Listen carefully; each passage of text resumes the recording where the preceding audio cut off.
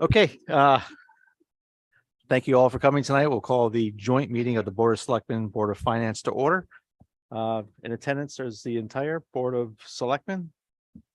Bob Carlson, Brett Mastriani, Nicole Porter, and most of the Board of Finance, myself, Paul Simons, Mike Anderson, Amy Friend, birthday boy Dan Smith, Gary Anino, Carl Johnson.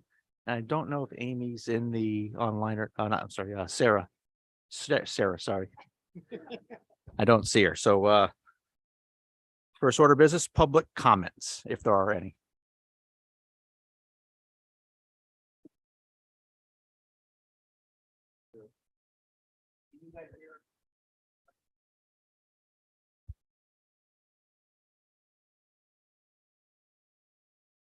Yeah, hopefully I spoke loud enough. I don't want to go through them.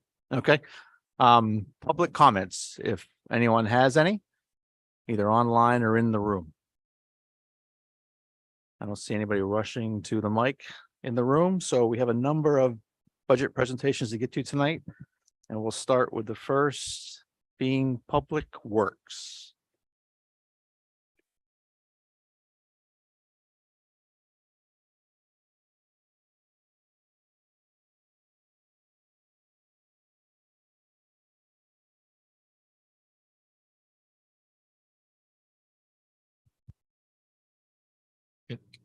Good boy. Can you hear me? Everybody? No? Yes? Okay. You know what, Christine is not gonna go ahead, start it. Those of you who don't know me, I'm Don Hill. I'm the highway foreman for the town of North Stonington Highway Department. And we're going to be talking about the budget presentation. If I'm in anybody's way, just let me know. I'll step back so you can see what you need to see. All right, go ahead, Christine. Budget presentation for 2024. We're going to talk about the highway garage, budget items number B27 to B2715. And we're also going to be talking about the transfer station, B2717 to B2726. Next slide. It's going to do like one at a time. So the town of North Stonington Public Works Department covers 55 square miles with 64 miles of roadway to maintain. 64 miles includes the unimproved roads. The Department of Public Works also operates the transfer station and the bulky waste pile. The department's annual projects include road sweeping, basin and waterway drainage clean out, installation of roadway, roadside mowing, placing and replacing signs, painting stop bars, center lines we bid out, mowing grass on town property, cutting, trimming trees, brush, maintenance of all town properties, paving and trash pickup for all the town buildings and transfer station operations. Our department maintains both town halls, Center for Emergency Service building, the recreation building, which is the old firehouse, the senior center, this property 298, plows the parking lots, repairs the parking lots, mows grass, cuts trees, brush, and maintains running track for the school when they need us over there. We assist the school whenever they want us. We plow the parking lots at the school, and we also plow the parking lot at Wheeler Library. This is a couple guys working. Larry, he's retired. It's kind of my old photos, and that's the loader. Next one. So this is the old one. This is the new one. Really? Okay. So, because I had whitened these out to make it a little easier. So this is how I get to a budget is I go back 3 years and I look at what we spent and where we spent it, where we're over budget, where we're under budget.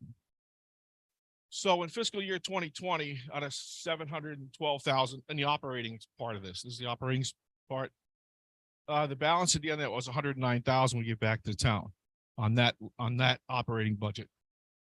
Where we were over with town property maintenance there. And then if you look at fiscal year 21-22, we had the operating budget of 713,000 and we used 719. So we're $6,122 over budget on the operating end. 22-23, out of 717,000, we spent right now 139, And we still have 578,000 in the operating budget part. In the 2020 year where we went over was on the state aid improved roads. That was to do Kingswood Meadowwood. And then we also went over on the diesel and gas because of, you guys know, the prices of those have gone through the roof. Next way. On the labor part of it, in 2021, we were 672,000 on labor. The actual was 619,000. We left a balance of 52,967 in there. In 21-22, 684,000. We actually spent 617,000. We had 66,473 in there. The reason why this number is so big is because we lost bodies, and it took us a little while to replace them. And we had lost 2 people this year, and 3 people this year. So now looking at 22-23, which we're in now, 696,000, 303,000 we actually spent. We got 393,051 in there. Overtime went over just a little bit both years. In 21 and 22. So we go down on the bottom with labor in there. Out of 1.3 million, 84,000, we spent 1.2 million. And we gave 162,312 back to the budget in 2021, and because of COVID and everything else going on. Out of 1.3 in 2021, we spent 1.3. We gave 60,000 back to the town that we didn't use. If we don't need it, we're not going to use it. This year, our budget's 1.4. We spent 442,000. We have 971,000 to go. That it doesn't include, we haven't done any road work. As far as milling, paving, all that comes in the spring. We try to get through winter. I don't know what the winter is going to be like. So we try to get through winter, and whatever we have left over, then we push it forward to spring. Go ahead. Can you guys see this? Am I in anybody's way? Okay, taking this into account for 21, 22, and 23, then we come up with our proposals for 24. So town property maintenance, again, we're already over on town property maintenance, just because of all the buildings we now maintain. We haven't had to do that before, but we've collected a lot of buildings in the last couple of years. So going across the board, looking at this, this is the base, which was 717,169. We made adjustments, and I'll talk about these adjustments a little bit later. And I'll also talk about this $8,000 that we got rid of. Next one. And then on the labor part of it, I'll talk about the 11,000 we were taking out of the budget there, 2,000 we're putting in, and there's an $8,000 difference between last year's labor to this year's. All right, go ahead. So the first part is a $2,000 increase to maintenance and machinery repair. Everybody knows the prices of parts are going up, costing us more money. Our equipment's aging, and we're having to fix it a little bit more. Go ahead, next one. $2,249 in labor is going up because of the 2.75% contractual agreement with the unions. $4,000 increase for diesel and gas. I don't know if that's going to be enough, but the gas has kind of settled out a little bit, so I'm hoping it's going to stay there. It's kind of creeping up again, but I'm hoping it's going to stay there. $2,000 increase to supplies, again, toilet paper. You guys at shop, you know, all this stuff goes up for, you stop pushing buttons for, you know, just your supplies. Go ahead, next. Now we got rid of that line item. I told you $8,000, and we moved everything into town property maintenance, because that's basically, we don't have a town property labor. Before that town property labor item, those of you who've been on the board for a while, if you remember, was like $31,000. It got knocked down every year to $8,000. So now we're going to asked for $30,000 to put into the town property maintenance because we have all these buildings and it's very expensive to maintain these buildings. This building alone, Christine can attest to, we call MCOR on a weekly basis in the summer because the air conditioner's down or this is down, this is bad or that's bad. We're not plumbers, we're not building people, but we can do the minor stuff. But the major stuff we have to send out, and it's very expensive. So the decrease in the $8,000 town property maintenance, we removed that, absorbed it into 2710. And then the decrease in labor, the 11,304, that's due to the reduction in two top step employees that left, and the new employees we hired are starting out step 1. I think they're moving in, well, they'll be in step 2 by this contract. Talk about the transfer station for a minute. Does anybody have questions about the highway department? No? Okay. Talking about the transfer station, this transfer station on an average is utilized by 1,200, sometimes a little more population on the town. Sometimes they use it, sometimes they don't. Upwards of 1,500 residents. We estimate that by the number of stickers we give out. This transfer station efficiently processed 3,586 tons of household waste. It recycled 324.39 tons of recyclables.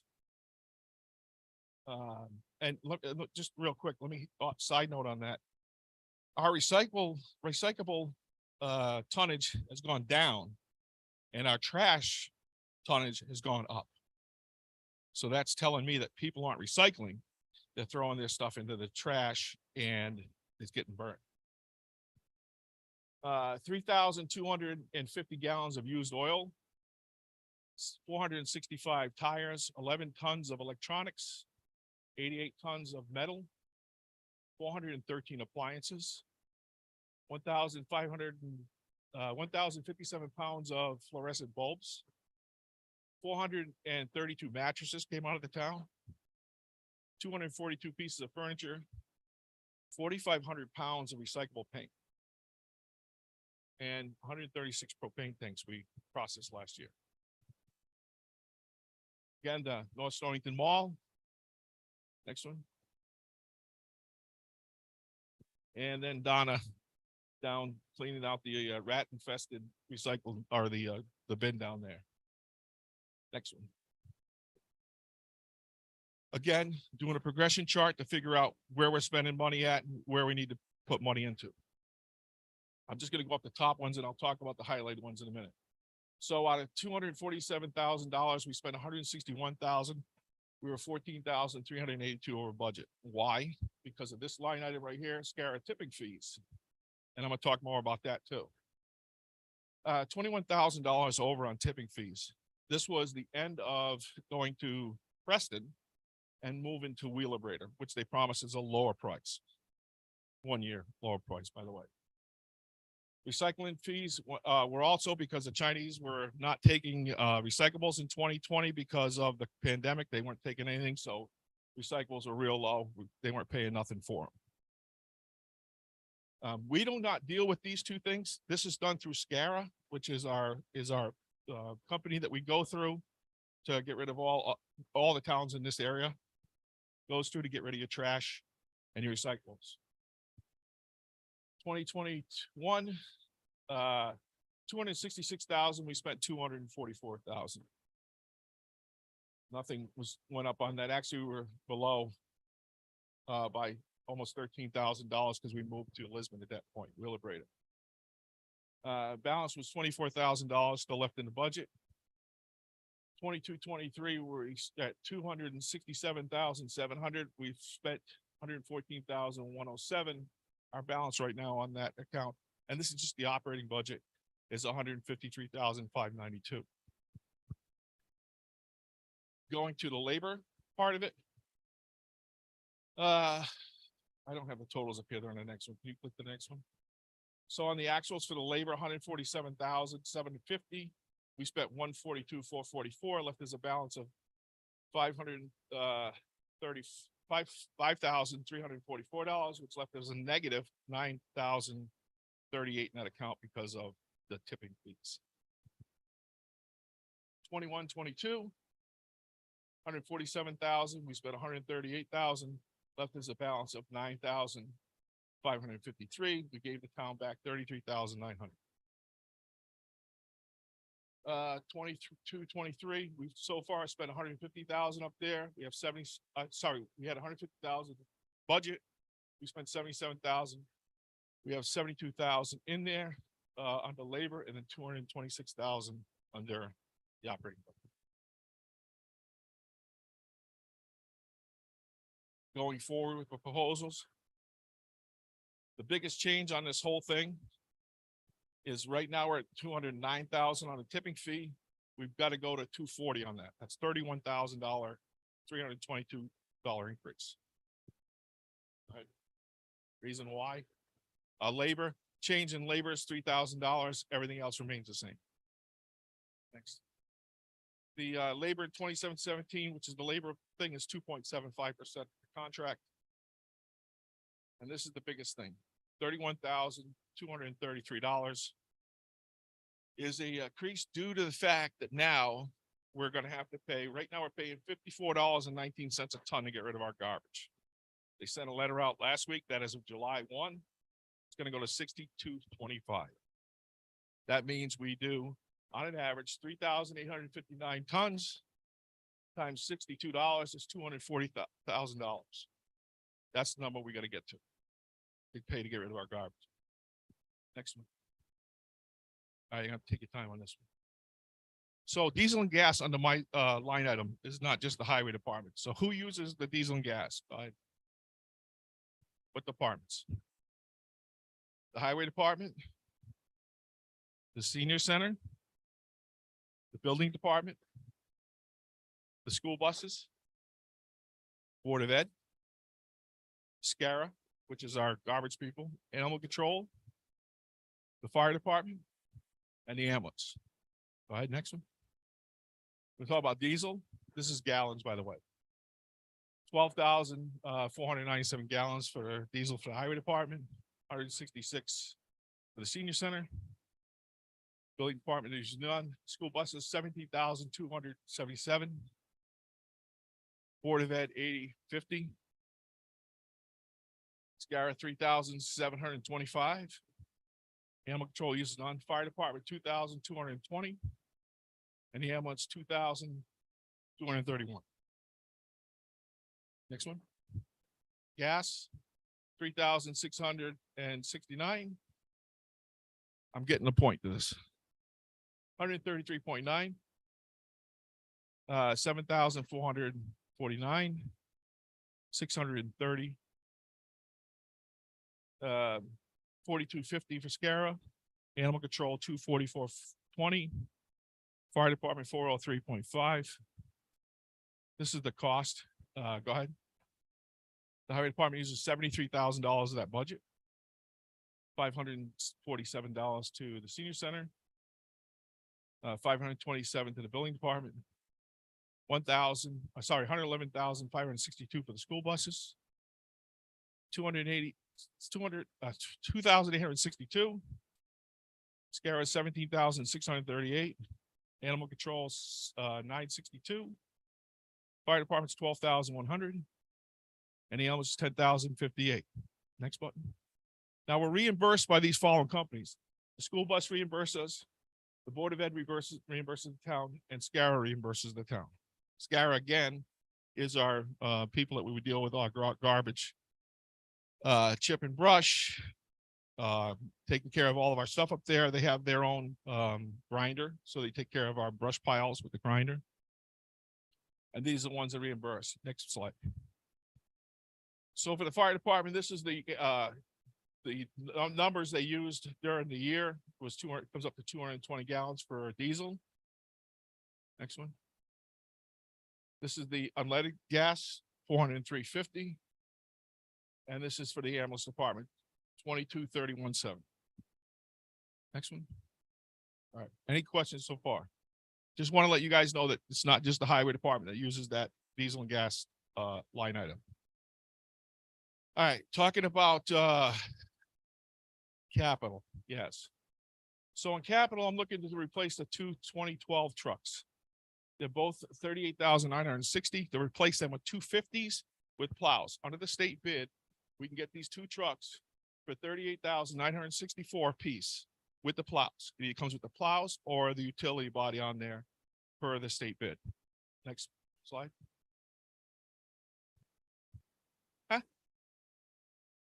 Oh, that's the final payment for the mowers done this year. That's that 25,000 done.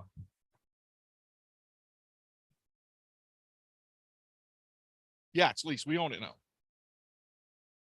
Yeah, it was like a loan. All right, go ahead. So request to replace the two 2012 F-150s. And why do I want to do that? The current truck is number 10. That's the plate that's on there.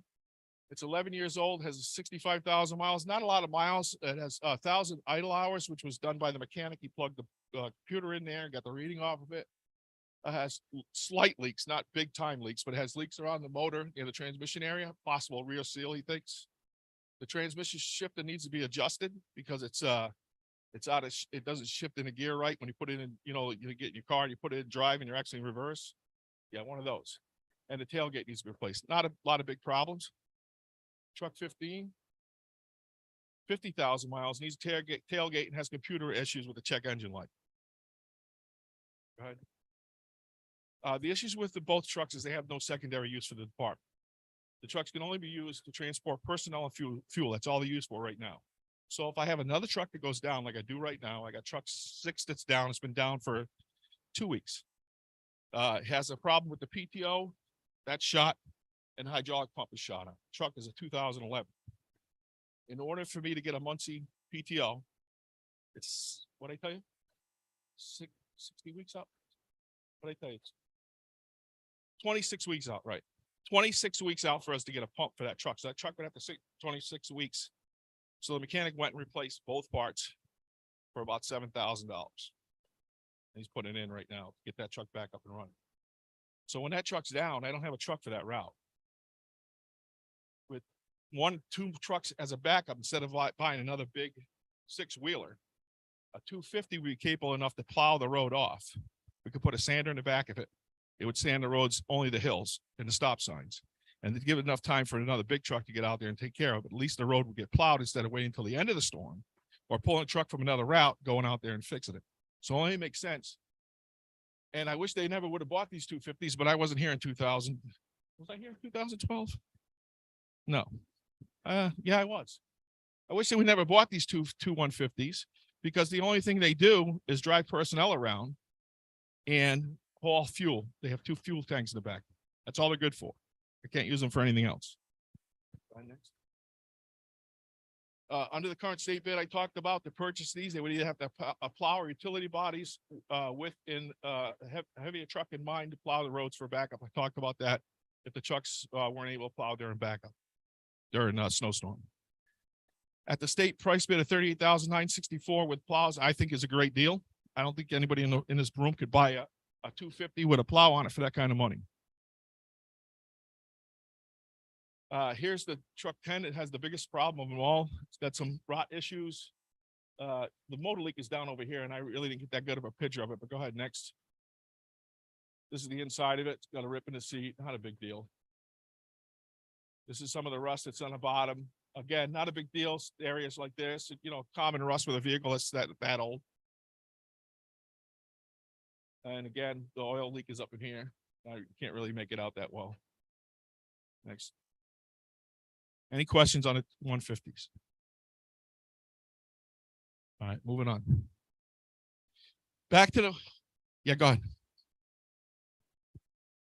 Chevy 1500, why can't you guys plow with these particular vehicles? Have you seen them? They were single wheel drive, rear wheel drive. Okay. They're not They're not four-wheel drive? No, they're rear wheel drive. Enough said. Okay. Maybe I should have mentioned that. Okay, the Stenco walking floor trailer, we're back on this. Last year, the Board of Finance gave us $46,000. Next slide. Again, replaced the walking floor chair. Current status of the hydraulic fluid when they can't hook the truck up to the trailer when they're driving down the road. If they do, the hydraulic fluid leaks all over the road. When they get to the floor up there to dump it, next slide, next one, please. When they get up to the incinerator, the guys up there complain about it. And I don't know how much longer I'm gonna be able to go with it to go up there because I might be down to one trailer is what I'm trying to tell you. If they kick us off the floor with, I can't bring that trailer back up there. Yep, okay, so when I originally requested this on 1/7/2021, the price of the trailer was $72,000. The Board of Finance decided to purchase it over 2 years. And they gave me $46,000, which was added to capital. Now, as we rated, the most recent quote for it, which was on 9/24, is $102,000. We could have bought it for 72, but now we're at 102. This is the trailer here. Next. This is the rot. This is probably worse because this was taken when I went for it to begin with. Again. This is supposed to be in here. Those are gone. So the fluid that goes in there leaks out of there into the floor and down the highway and everything else. Any questions on that? So these Teflon pushers, they're guides, are supposed to be in here. They're gone. There's a channel they ride on, which is this black channel, which is supposed to be sitting here. These Teflons supposed to be going this way across there, and they're gone. The trailer's, it's an old trailer. What year was that? That's old. Anyways, I think it's 2006. Can't remember. Go ahead. And was it a $30,000 difference than the price you had last year? Yeah. And who knows where it's at right now? Because I haven't called. The last time I checked was in September Right. 2002. Okay. You got your life out of it. Next one is the Volvo, the 98 Volvo. To replace that, it's $203,011. Next. Current status of the Volvo, it's got 15,000 plus hours of idle hours, because it doesn't record driving around. It just goes off a meter that's inside the cab. Transmission leaks, talking to Willie, who drives it more than I do. He said the transmission slips every once in a while, needs to be rebuilt. The fuel rack is leaking. I'll show you pictures of that. Needs to be rebuilding or replaced. AC's not working. Pins and bushings are shot. The pins and bushings, are those you don't know, is what holds all the components together. So I've actually seen those things where the main center piston hit, it's wore out, the whole thing went folded right up. So, I mean, that's dangerous to drive around with worn pins. It's not that bad, but they're worn. I'll show you pictures. Interior seat, door panels are rusted and rotted. Areas need to be replaced, sanded, and painted, total rebuild. So the quote for as of 8/16/2020 for a new 2023 70H loader was $199,511. The list price for this loader, because this is going off the state bid, is $353,743 according to what I read. Next. Per the Volvo dealer, since the current loader is 25 years old, getting parts for it has been difficult. May not be impossible, but most likely have a wait time to be shipped from Japan. Yep. So Bob Carlson asked me to reach out to Tyler Equipment, who sells Volvos, and ask them in regards to what it would cost for a rebuild price. So he said they won't come out here and do it. We would have to send it up there after I talked to their service manager. We would have to send it up there, which I don't know what the transportation, it might be 500 both ways, could be $1,000 just to send it up there. And their shop rate is $155 per hour just to tell us what's wrong with it. We pretty much know what's wrong with it. Next. This is the email from him to me, me to him. And then he replied with, let's see what we can do, Don. It doesn't make sense to me to fix something that old. Parts availability is an issue. I've contacted my service department. They will work on it for you. I'll be in touch. Thank you for your cooperation. I haven't heard anything since. Just waiting to see what they want to do. You guys want to do. This is the loader. This is what we do every night. Catch the oil and stuff that's underneath it. You see how, some of it's grease, some of it's oil. Some of the pistons need to be rebuilt. The hoses are shot. Next. This is the leak off the back of the transmission. It's leaking onto here. This is our fuel rack, which this is all fuel leaking out. That had to be, that's got to be replaced. Most of the hoses and everything, and I would say transmission rebuild, motor rebuild, which would include the fuel pump. This is the pin I'm talking about. This pin is actually on the front of the loader where the bucket hangs on to. How it's worn around there. It's dirty. It hasn't been greased in a while, but it's pretty worn right there. That's a back battery box. It's rusted out, which is common. It's a common thing after as old as it is. And just the rust in there. Next, oh, the seat, minor stuff like the seat, but. And again, these pins here are worn. This pin right here and this pin right here is worn. And that's the oil. That's one night sitting there. They put oil in it about once. I'd say probably once every other day. Okay, next. Is that it? Oh. Here we go with this one. This was the 150s. I think we went over that. Next. Oh, yeah. Silly me. So I track the maintenance on these vehicles. Those of you that don't know, I track everything that we do on them. Oil changes, everything that gets done on it, it goes into this file that I keep. So these numbers might include oil change, filters, something that's broke. I'd actually have to break them all down and bring them in as we take them apart to fix them. But I kind of know what vehicles needed what. On this one here, it was the reason we're up to 1,800 and that right there was because I had front end problems. We had to get some tires put on it. We had to get balanced. We had to get tie rods put on it, tie rod ends, stuff like that. Had to go on truck number 10. Truck 12, again, it's just mostly, this is probably maintenance. This is probably maintenance. And this is probably, I'm not sure what that was, but it's probably something more than maintenance, obviously. Next. And then the Volvo loader.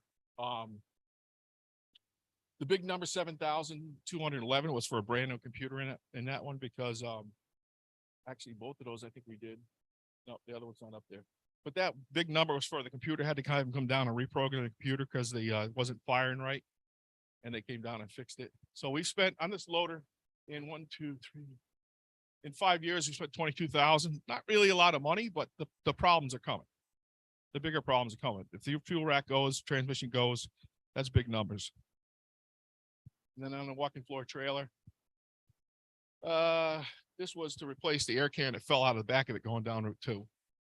I know that, remember that year because we were out during COVID. And then we haven't spent anything on it this year. Fingers crossed this year. Yep, that was Steve Green saving a cat, by the way. Questions? Yes. John, just clarity on the walking floor trailer. I have my notes say it was 92,000 last year. Donnie, we gave you 46,000 for 50%. So therefore this year it's up 46,000 plus another 10. You're asking for 57, correct? What was the number? Was that what it was? 57? Huh? Yeah, that's if that's what it comes up to, Bob. So it went up by 10,000, not 30,000. What was the numbers on there? Thought it was 10,000. Okay, 10,000. I'll agree with you. Yeah. Yes.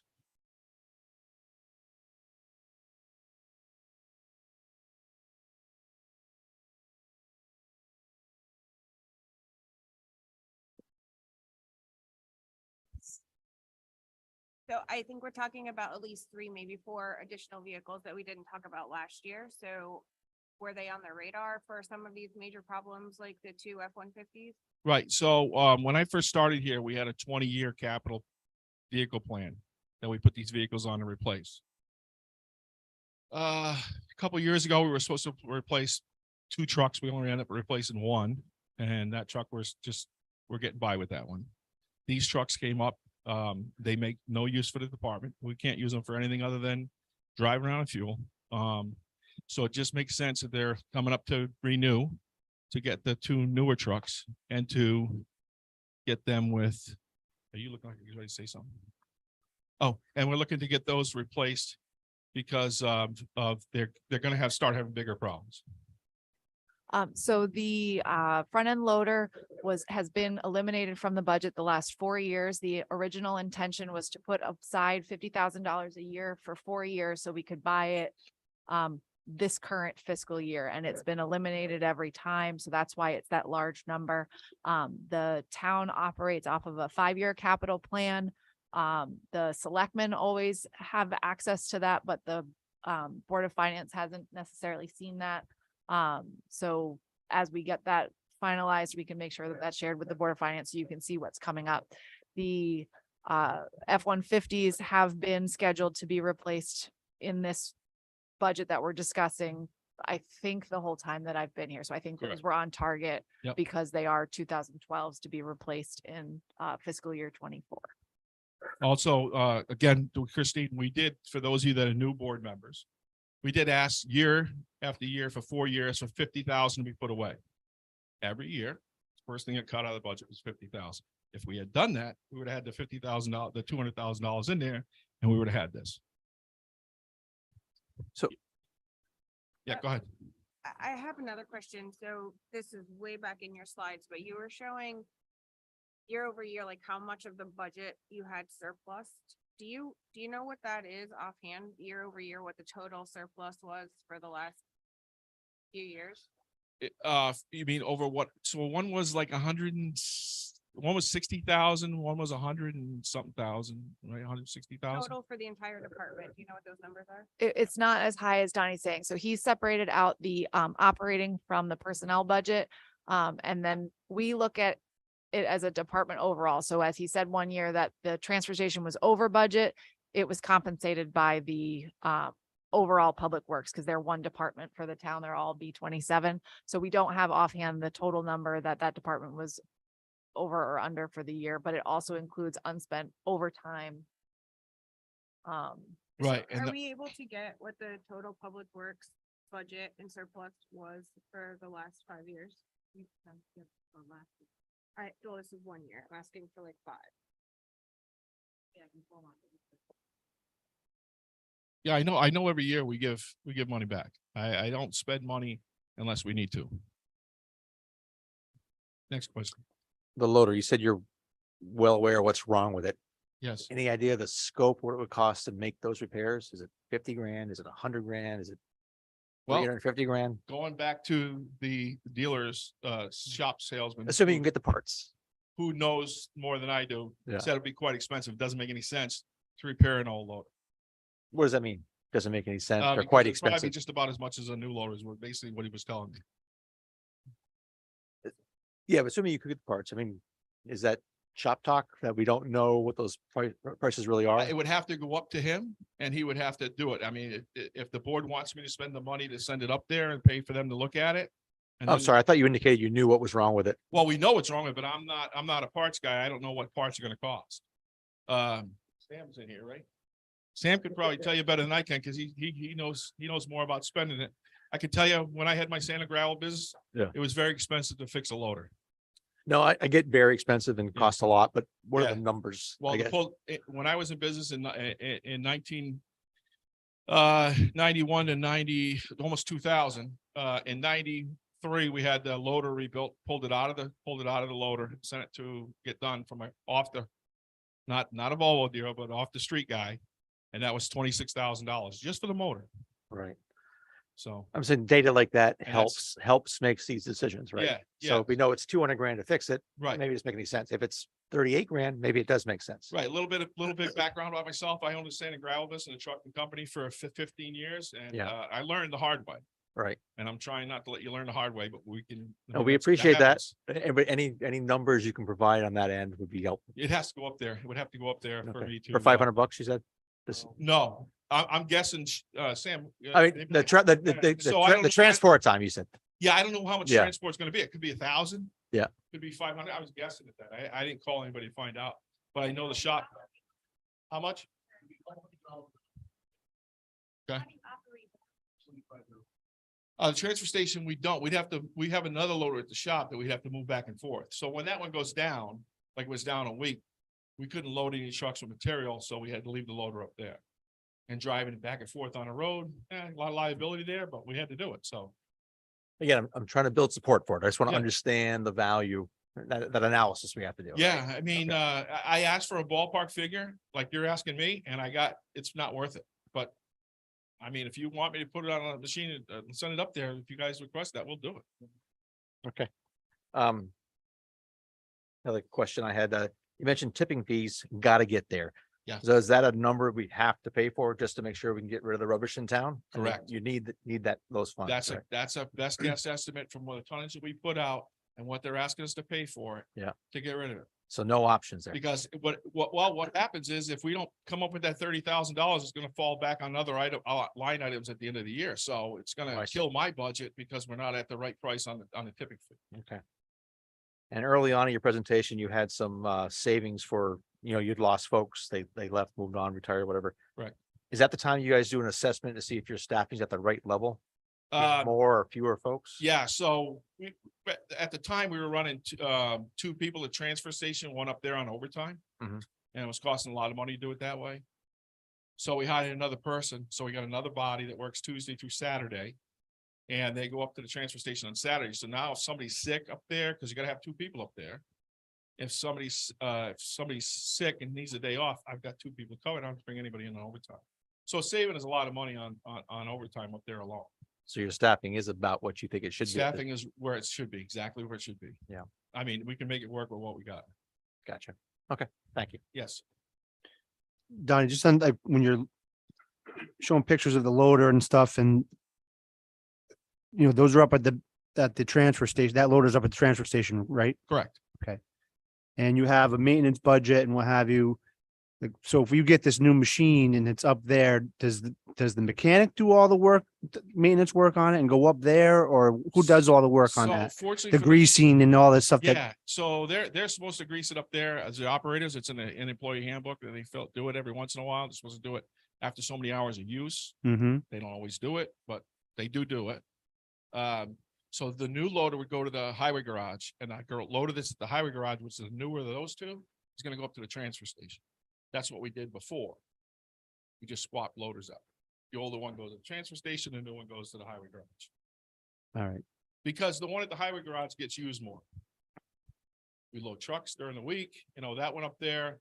We'll maybe do some stuff in the bulky waste pile, push up brush, go out to the, bulky waste pile, pick up, trashes out there. Push up millings every once in a while. That one doesn't get really a lot of use up there, but it gets enough use that we need it. It's got the plan bucket on there, so we would switch those two out. Answer your question. Okay. So we're talking about the loader. Did you look at other brands or Volvo is what you're doing? And is this the size that we really need or are there other sizes to So look at? the H75 is what we use right now. We have an H75C and H70C, 870D. So the newest one out is the H70, is it G or something like that? Anyways, that's the newest one out. So the H70 is perfect for what we need it for. It's got the right size bucket. Everybody up there knows how to run Volvos. It's pretty much a CAT operated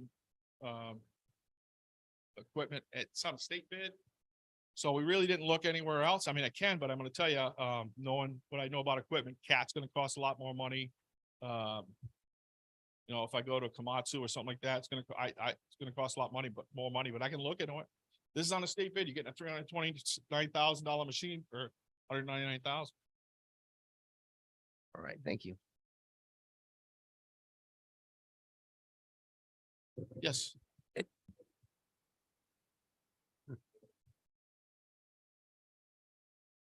So I can tell you from being in the business I was in for all those years, I bought my one mistake. I bought a used truck. And I ended up spending about $60,000 to $80,000 a year to fix that truck because the person that had it didn't want it anymore. And it was used. So sometimes when you get used, you get junk. And if we're gonna run junk, we might as well just run what we got. So the best way to go is get new. It's a new machine. It's gonna last you. This one lasted, since 2000. What year is that one? Since 1998. So you're gonna get one that's gonna last a lot longer. With a used one, you don't know what you get. And there's no warranty on it, and there's no repair warranty or anything like that. I don't think, for what they're getting for used equipment today, if you look in some of these magazines and some of these places where people sell them, they're getting a lot of money for used equipment. And it's really not worth it. So Donnie, then how much do you think we'll get for this equipment when we? I don't know. I sell? haven't got a trade-in number yet. I don't even know. I mean, we'll try to sell it to Volvo, see if they give us a trade-in number, but I don't know if they will. Okay. So equipment's going high out there in the used market, but you don't Oh, think they, absolutely. so they don't, so ours is too beat up? Well, it's going out there in the market for that price, but if we set it to auction, I don't know what we're gonna get. I mean, we could put it outside of the shop with a for sale sign on it. Who knows how long we'll sit on it, but we could try that too. So it'd be nice just to have an estimate of the range, so. I have no we're idea. doing. I'd have to look them up. No, I, Again, I think get I'm with the you, Brett. Volvo- Get the Volvo dealer, maybe he'll come down, look at it, give us a trade-in number. Yeah, a little bit of stewardship would go a long way to supporting the need for this vehicle, trade-in or what it costs to repair. Yeah. Any other questions from the board? Please, Dan, go ahead. Yes, you said, when we were talking about the transfer station, it seems like, recycling is down and garbage is up. Right. Between, you run the transfer station, the Board of Selectmen are basically part of this. What are the mitigating actions going forward to combat that? Because that's gonna be a major issue if that continues going. Right, forward. so, just the last SCARA meeting, because I go to the meetings once a month, and you've seen the governor was on TV talking about trash not that long ago. The, two things that they've implemented, right now, they're trying out, 2 vehicles in Stonington and 2 vehicles in Waterford, since they pick up their own trash there. And these vehicles have these cameras on the back of them, which Casella, who is the recycling place, bought for these guys. And what happens is these cameras photograph the trash being dumped into the trash trucks.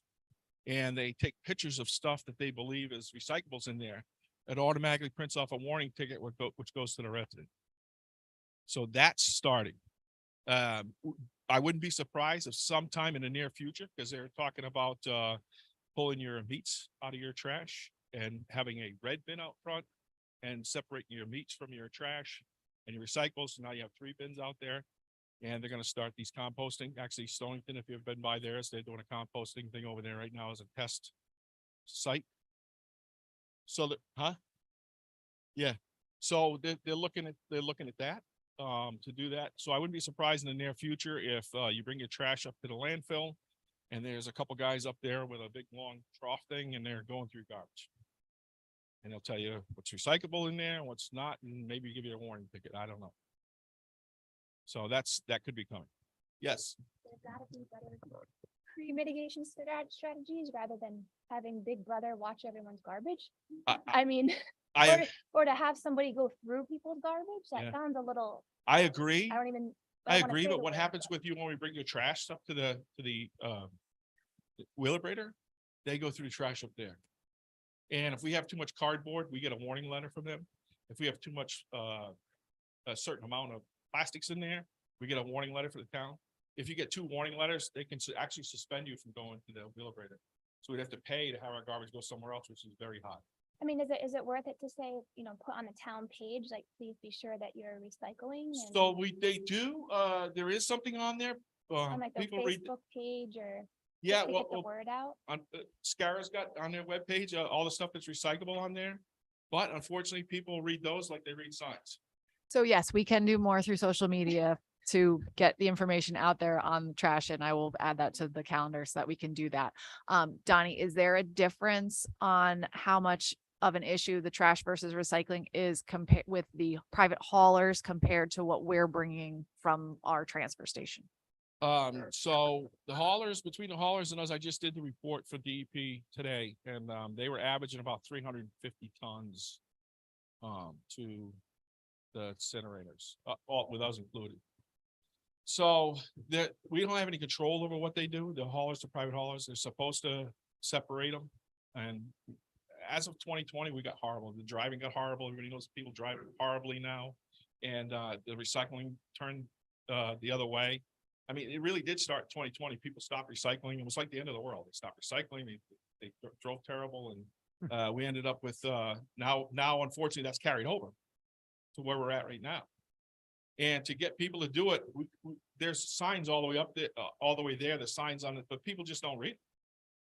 You know, And unfortunately, the way you get through some people is maybe going through their trash and them seeing it there, not embarrassing them. It's not an embarrassing thing. All it is to help them recycle, to know what's recycled, what's not. Let's face it, everybody doesn't know what's recycled and what's not recycled. Right? There's a lot of things that are recyclable that people throw in the trash. There's things that aren't recyclable that people throw in the recycle bin. So Right, right. So, Oh, go right ahead. Sorry, can you just clarify a couple of things? What exactly is the cost? Like, how are they caught? So it sounds like, I'm assuming there's an increased cost if people don't recycle. Can we So put a when- number on that? yes, so when we bring our trash to Wheelabrator, it's weighed. Mhm. And the haulers are weighed. And when I see, because I get a report on recycling every month, and I get a report on the trash, the HHW. When you see the recycling falling off and the trash picking up, that's telling you that people aren't recycling, and that's also adding weight to our cost. So we pay for the town, we'll be paying the higher rate now because our trash is going up and people aren't recycling. So that's where the cost comes in, Yeah. because as the more recyclables are in there. So I think maybe to Amy's point, and it's not to be solution tonight, but I think what would resonate in this town is we paid $20,000 more last year than this year because people aren't recycling. That impacts your taxes, right? Like, Right. like that's what people need to understand. It's not, it comes down to a dollar. Well, I thing. could give you numbers, I'd have to go back prior to 2020, and I do have those numbers. To tell you what the difference is. It seemed, like I said, it seemed in 2020, it started to go that way, and it's just continually getting worse. No, that's really helpful. Thank you. Now, Donnie, when you talk about private haulers, are the private haulers are the ones that collect garbage in town as private companies and dump garbage in our landfill? Right, no, so what they do is they pick up at your house Yeah. and they drive to Wheelabrator. They tell them that came from North Stonington. They give them a weight. The weights come into us and we rebuild them. We bill them for the tipping fee. They have to pay the tipping fee to the town when they get the bill from the town for what they haul. Okay. So the town still has to pay the upfront cost out of our budget in B27, but then in the revenue side, there's a corresponding tipping fees where we're getting the revenue in from those private haulers. Because they're operating in town. Yes.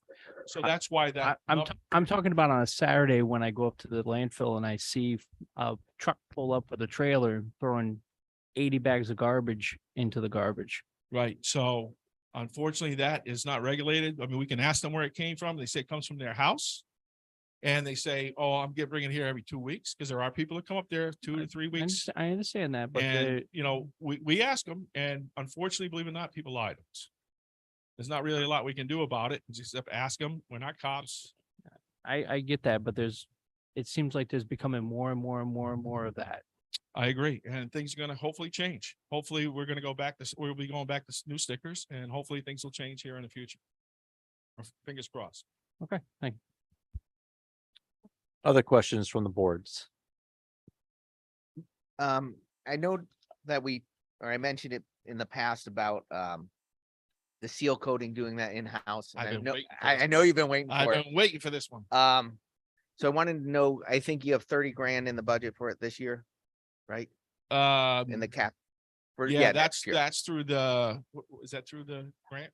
Oh, it's through capital? That's in Okay. capital, yeah. And I know Um, the school's been holding off on doing theirs and Was the town was needs there to pay grant for for it. that though? Okay, all right, go ahead. And I thought that, in a small town, we have to be creative in how we solve some of these solutions, especially with our budget crisis sometimes. And if we did it in-house, we could save some funds doing it that way and probably maintaining the parking lots a little better. So I looked into that. It's very pricey we looked at ones that are spray ones. Spray units is what Yep. you gotta get, because you're gonna put guys on the ground with a wand, it's gonna go all over the place. Spray unit, depending on what you want on it, could be anywhere from 30,000 to 50,000. And then we have to go to New Haven to pick up the emulsion to put down on the driveways. Yep. Or on the parking lots. Then whatever's left over is a hazmat. So then we have to get rid of it as a hazmat. Can't just dump it on the side of the road or dump it at the landfill because it's hazmat. So we got to get rid of it as hazmat. So to do the parking lots, all these parking lots, would probably last 4 years. So to spend $50,000 and all that work for 4 years, it's not worth it but not to hire somebody to do it. Right, so when I looked at it, you're looking about under $30,000 for the professional units that spray. Spray units, Yeah, and then about $3 to $4 a gallon for the material that does about 100 square feet per gallon. So something like the senior center, where I don't know what your cost was for that one alone, but I know when we priced it out a few years ago as an add-on when we did Holly Green, it was about $4,000 to $5,000 for that lot. So figuring the gallons, you're at $400 for us for material, plus you have to add in labor and getting the equipment. But I know the school was about $50,000 for us to the Right. town or slash school to pay for that lot. So when you do the math, and we'd have to add in labor and stuff like that, it's still pretty cost effective to do in-house. right? But I'm gonna end up with a machine that's got hazmat material in it. I'm gonna end up with a machine that's gonna be sitting for 4 years because it's gonna be 4 years in between. You're not gonna do these parking lots every year. So didn't we So then you're still usually gonna be- alternate, I thought. So we Huh? do some this year, some next year, and then we go back and forth. And Why would you do that? Why didn't you just get them all done at once? I mean, you could change that, but still, I still think the cost savings, if we break it out, is pretty Well, you still significant, gotta get them all striped, yeah, after they're done. right? You know, all that's included, that's all that's included with those guys coming in and doing it. I just think looking at the whole package, it makes more sense to hire somebody to do it than to have us over there. You're gonna pull a crew off at least for a week and a half to do all these parking lots, A week and a half. Okay. estimated. You gotta clean them up, you gotta crack seal them, you gotta seal them, with the seal coat stuff, so. Yeah, I don't think it's worth it. I really don't. Not for, and then again, you're gonna have a piece of equipment you spend $50,000 on sitting there. So we gotta use it again. All right. I still think we should look into it further and get some hard numbers, but Do you want me to? I will. Hey, Donnie, how long does one of those machines last? Which Which- one? The seal coating machines. I don't know. I guess it depends on how well you clean them when Clean you're done 'em. with them, because they gotta be cleaned pretty thoroughly. Especially the spray ones, because if not, you're replacing nozzles and hoses and everything else. So I've never dealt with them before because I've never had to deal with them in the past. What else for Donnie? From the boards? Please. So Winona asked what the give back was for highway over the past few years. So in fiscal year 22 is about 57,000. In fiscal year 21, it was about 49,000. Fiscal year 20 was 95,000, and that was because of COVID. And fiscal year 19, it was about 39,000. So just how you guys have that information. I have one more. And Christine, this is probably more for you. But what is the revenue or the payback from the private haulers that go back into that? Yeah, do you have the line item number?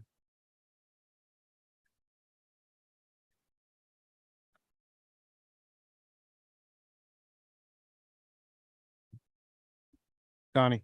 Yeah. Do the private haulers pay for the whole tipping fees, or do we have to pick up a little bit? Yes, no, they pick up the full charge And to, what was the total? Okay, so the recyclables that they just combine all together, they pay for if it's on if it's on their truck. the tipping fee part, yeah, if it's on their truck. Yep. Tipping fee part is mostly for, because we don't get charged for.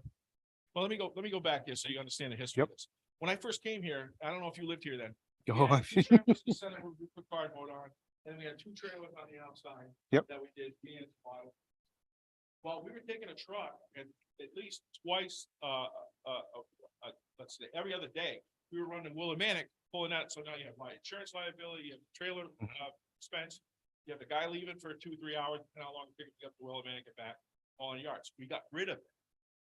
We put in the, single string, which the haulers don't deal with that with us. We Yep.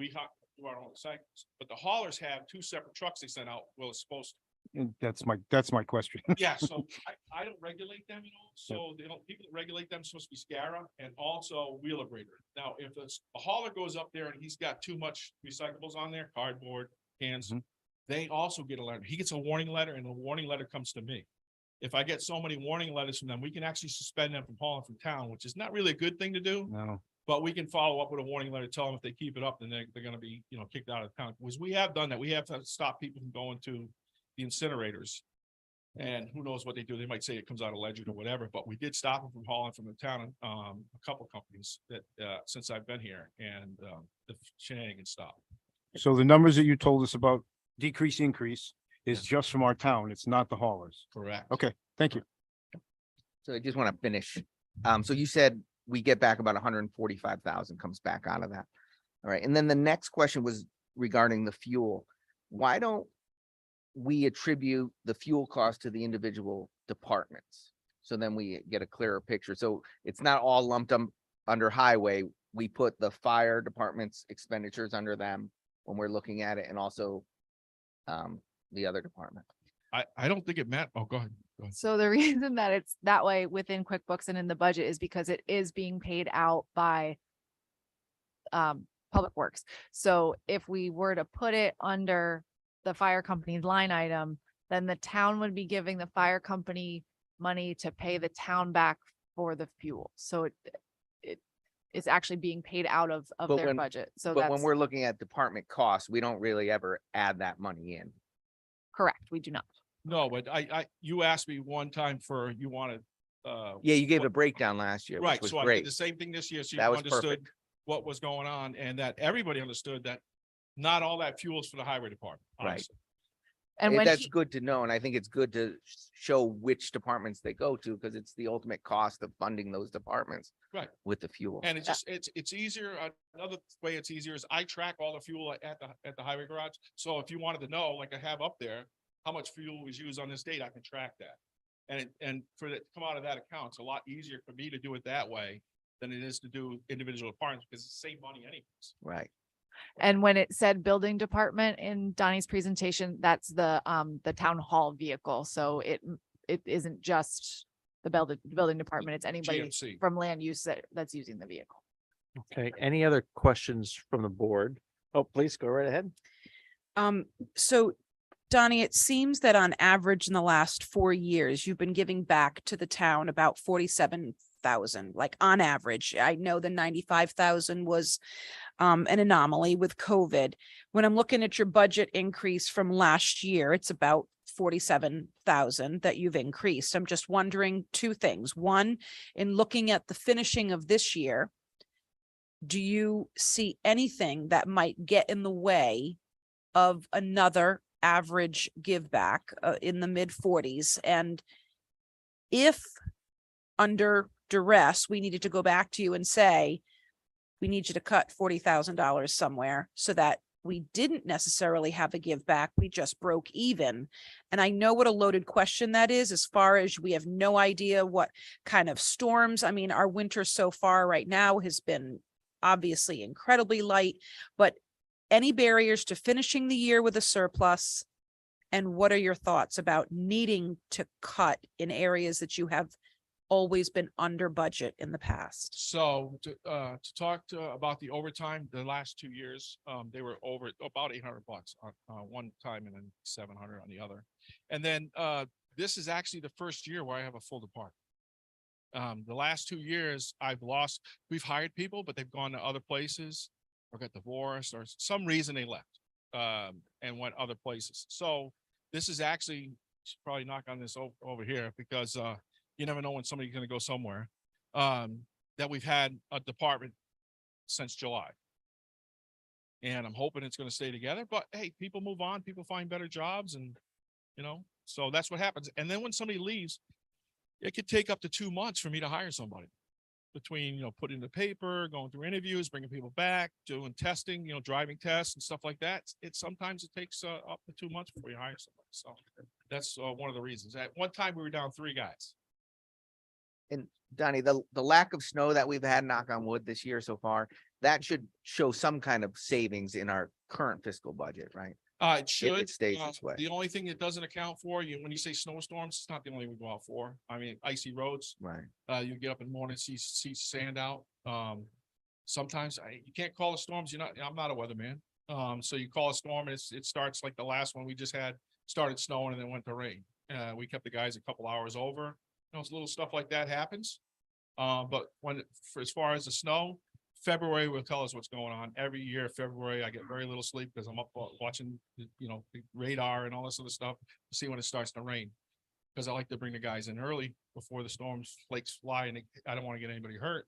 So we bring them in when the roads are drier and then go from there. But I can't anticipate how much snow we're gonna get. If it stays like this, yeah, we'll probably will have a surplus in the snow removal over time. All right. And I just want to say, the way the walking trailer worked out, and hopefully we stays in the budget and we purchase it, is what we kind of want to do with all our capital and split it up over years and plan for it in the future. So that we all have to buy into that when we do that, right? So each administration, whether now or in the future, says, hey, we put this aside because we committed to buy it when we voted on it the first time. I feel like that's how we should process these things. Well, fingers crossed. We tried that with the loader Yeah. and like I said, it was the first thing to get cut. Right, so I'm just hoping that that's how we look at it, so the loader in the future isn't a huge setback. Okay, last call for questions from the boards before we go to some public comments. Please go ahead. Just one more. I'm trying to reconcile the documents that we have with the presentation. Do we have a full accounting of the presentation here in this folder thing? So, okay, so I'm looking at a file that we were provided and this first sheet, this is not the entire budget for the Public Works Department.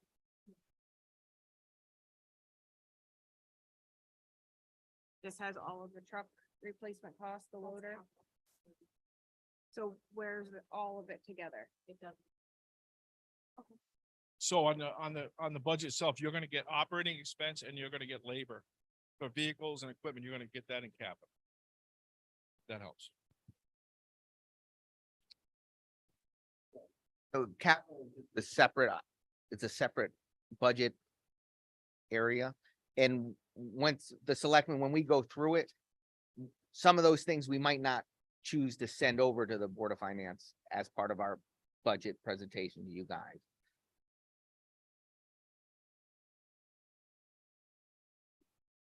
So then you'll see it all after we vote on sending it over, if that makes sense. Not entirely, but okay. Last call for the boards, and then I invite any public for questions for Donnie to step up to the mic. No, please. Yeah, please, thank you.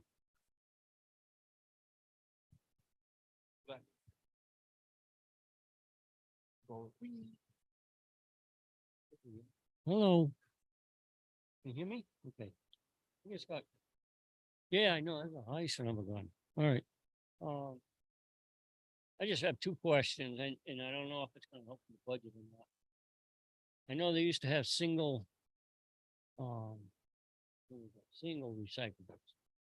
And I think that's a better way to control things, but that's just me. Now you put everything in one bucket and I'm wondering if that is bad or good, or if there's any savings that you might see that way. So, I think you're talking about single stream, right? Yeah. Okay, so we still do single stream. What happens to your recyclables once they leave North Stonington, they go to Willimantic. They put on this conveyor, this is probably 3 football fields long.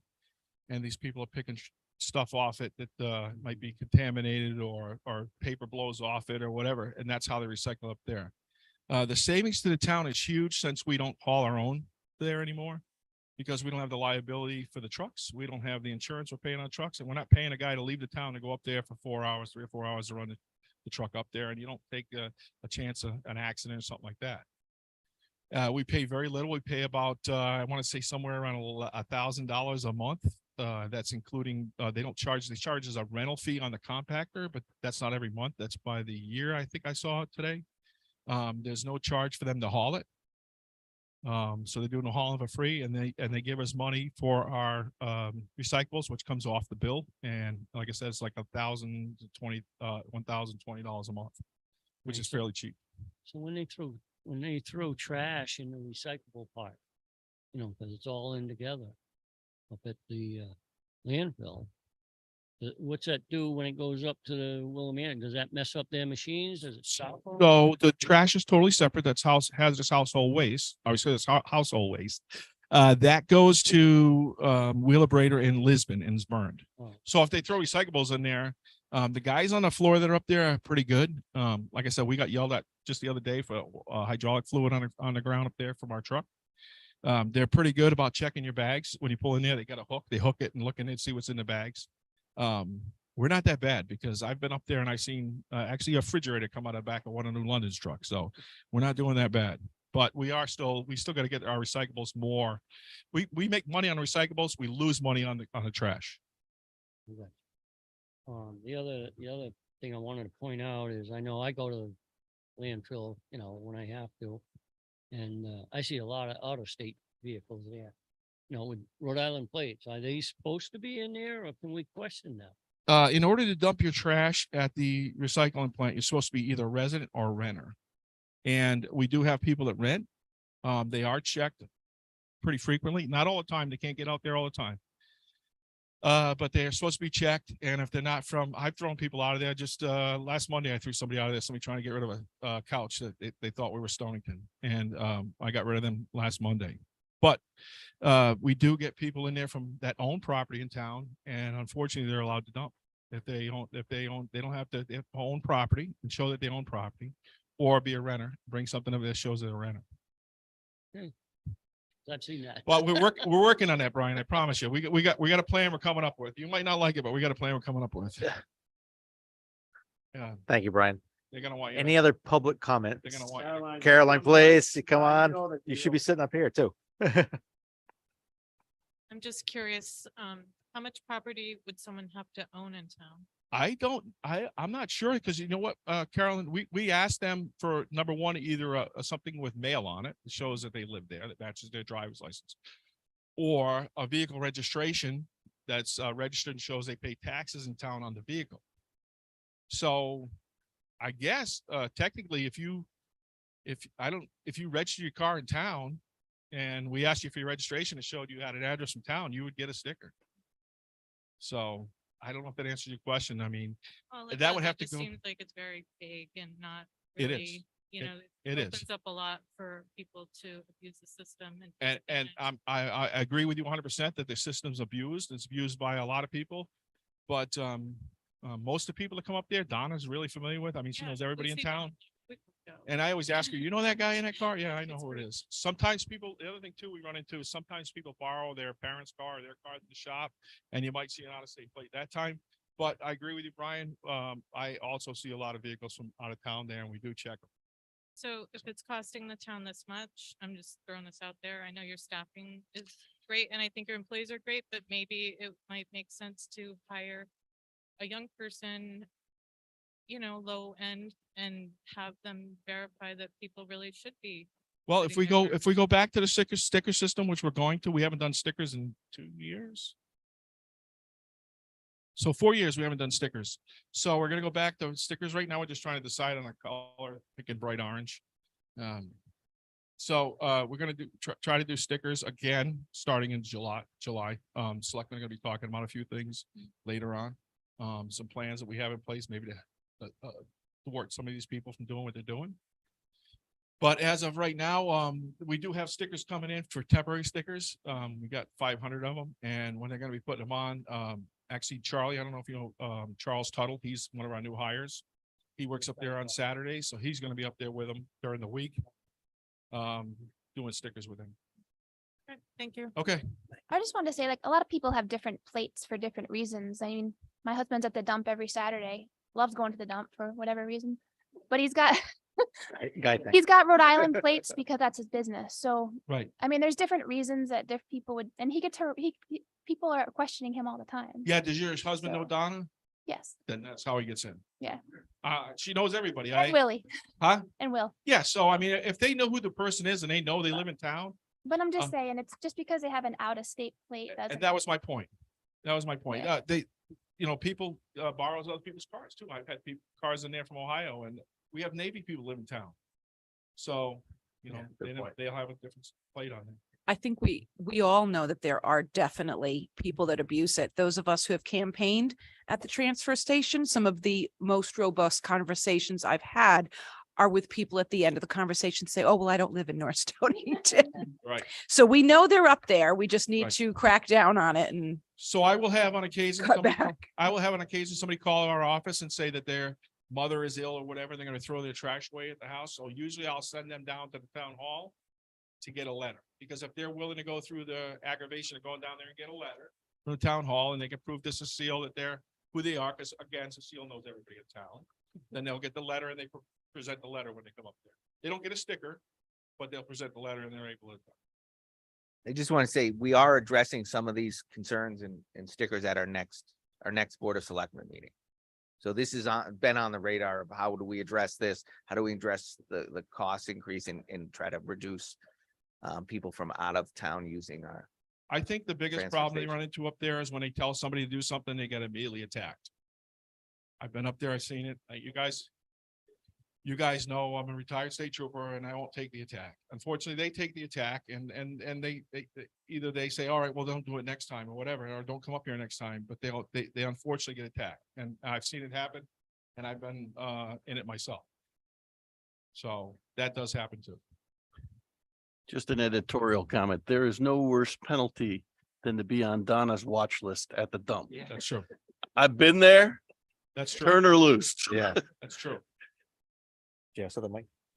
Yeah, I just, again, public service too. The signal stream is fantastic. People aren't gonna separate their recyclables, separate their garbage from the recyclables. And I think there was a lot of people think that recyclables aren't gonna be, they're not going anywhere anymore. And why even recycle? Because they're just gonna get burned. And I think the campaign of showing that we actually save money by recycling versus using, having more trash weight, whether or not Donna's up there telling people, hey, it's not only just because recycling's good, we save money as taxpayers. That's a huge message that I think needs to be So one of the out there. best ways that we know how to make people recyclable is go to the schools and talk to the kids.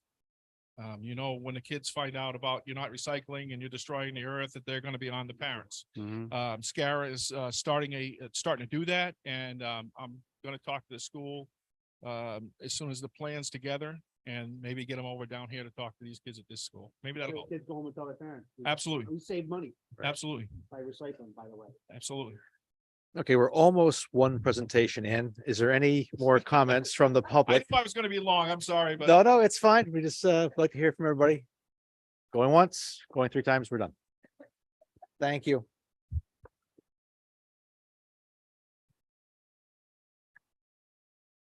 Sorry, next. Fire company. I'm not sure who is presenting on that tonight. Oh, the chief inspector, great.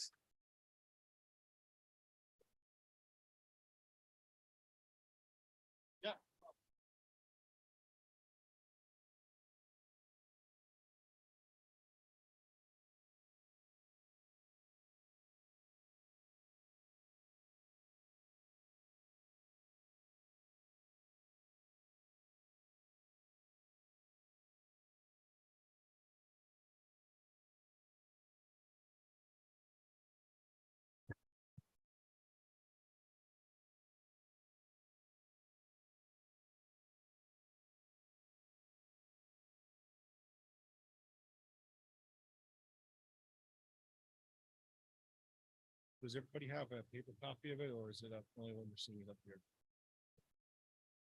All right. So you'll see in the budget, what's our budget lines B 21, something like that? 2601. B2601. All right.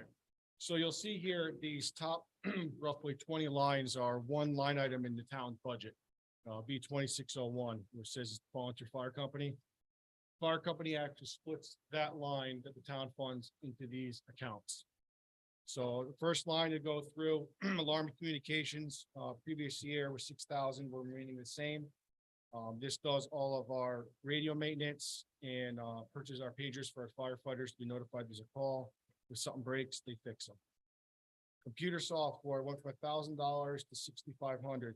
This was due to the ESO reporting software that we got with COVID funds, it costs us the additional $5,500 a year to be able to use the system. So there's an annual cost now to use the system. So every fire medical call we go on, we're required to send a report to the state. It actually goes to FEMA to report them, and it keeps us compliant with being able to file for grants for the town and stuff like that. So everybody has their thing. Everybody's got to file their reports to the state to be able to be compliant with the federal government for fire reports, and it also goes into the state for the fire marshal's office. So this is the system that does it for us. Previously, we had a different system, was called Fire Software, that went out of business, that was bought by ESO. So we were basically stuck. We had to buy this system. So that's the increase there. Fire company expenses remain the same as 1,700. Fire officer stipends, you see, went from 29,900 to 36,250. There's sheets that go through it, explain the stipend increases for all the line officers. These were set up by the board of directors that set the prices and for the officers. So I'll go off the list of the increases. So you have the fire chief went 6,500 to 9,000, the deputy to 3,000 to 3,500, the assistant chief 2,000 to 2,500, the captains went each from 1,000 to 1,250. Under the lieutenants, there's actually 4 in there. So this line that was previously said 500 is actually $2,400. It's actually was 500 per person. So I'm not sure why last year that didn't question. It's fixed now. Engineer went from 800 to 1,000. Then it goes down. Assistant went to 400 to 500. Chief's aide stayed at 250. Fire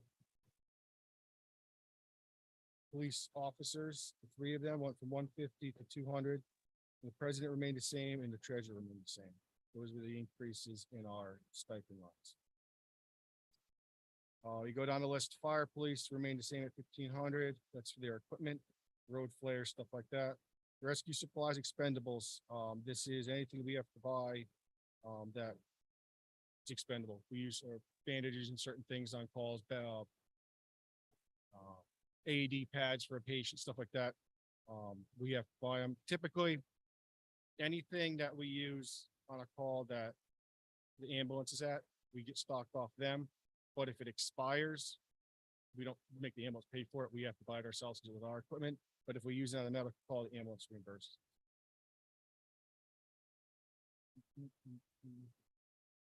New equipment, 2,000 remains the same. This year, it's purchase of 2 new vent saws for the rescue truck. Physicals remain the same, $13,000. Every firefighter is required by law to be annually physically fit, check for the fire service, make sure they can wear air packs. So that's remains the same. Total phone calls went up from 4,000 to 5,500. That is due to the cost of the billing. They're charging us more. That's what it came out to be for this coming year. Training and fire prevention remained the same at 16,000. This pays for all our firefighters to take Fire 1, Fire 2, EMT, hazmat, array of classes that they get certified in, along with fire prevention. This is the equipment or all the stuff we hand out at the schools, the different churches and daycares that we go to during fire prevention week. Truck maintenance remained the same. This is what it costs us to maintain the fleet at the fire station. Hose testing and repair remain the same. Ladder tests remain the same. Air compressor maintenance, our breathing air has to be maintained quarterly. Air's got to be tested and the compressor's got to be serviced. SCBA pack maintenance remained the same at 2,450. Continue down SCBA fit testing. That is, each firefighter has to make sure be fit tested annually. Again, another law and requirement.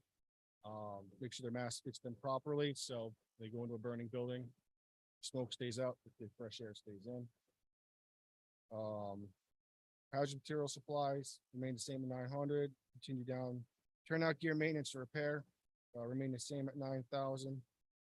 First tool service remain the same at 1,800. Battery replacement. This is for everything. Our air packs use batteries. We use batteries and AEDs. You name it. The door openers for the garage doors, we need batteries. So that covers our batteries for the year. 750 remain the same. Financial services remain the same at 3,000. And equipment and hose, 4,500 remain the same. That's if we have a failure during hose testing, which we do annually. We got to replace the hose. It's there. And then the new line you'll see that we added in our budget was SCB bottle replacement on the operating. It's $5,600. That is to replace 4 breathing air cylinders. The breathing air cylinders are good for 15 years. DOT sets the standard on them. We first got them all 30 years ago. Well, not say 30 years ago, but we started the cycle probably, can't remember when, but we have bottles now coming up the end of their life, 15 years. We got them at the first cycle on a grant. So we got all of our bottles at one time. So it's not a good thing to be at. So the last cycle, we were able to start early in phasing in 4 or 5 bottles a year. So in 15 years, we didn't get hit with 60 bottles again. So we start going through it. We're coming back that again. So we got to start with 4 to 5 bottles a year to get us through that cycle. So we're not budgeting 60 bottles at like $1,300 a piece. So this year starts a cycle of bottle replacements at, actually I have the breakdown on my last page of how much every bottle will cost.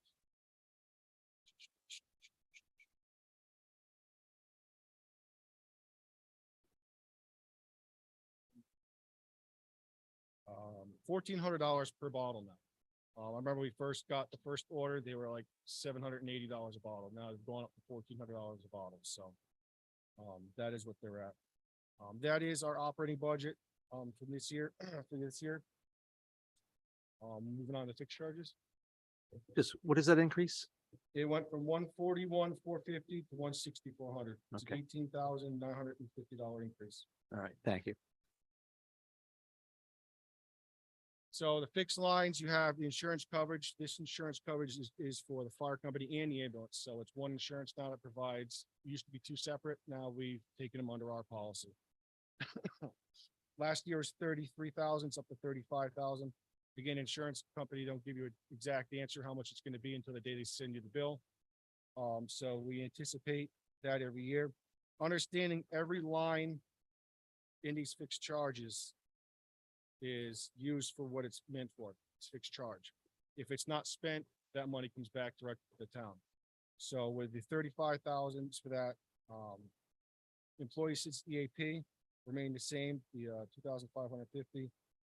The length of service, LOSAP, this is like the retirement program for longevity in the fire department. Went from 37,100 to 39,000. Again, this is an anticipated increase off the plan. Again, when the bill comes in, we'll know the exact number. The next line is the volunteer retention compensation program. This is the pay per call point system that we have. We went from 52,000 to 56,000. It's an additional $1,000 per quarter. This is paid out quarterly to the members that make calls. Over the years, our numbers of calls have increased. So the value of a call or point that we use them as has decreased. So we're trying to bring it up to, so at least maintain a $15 per call that a firefighter goes out to.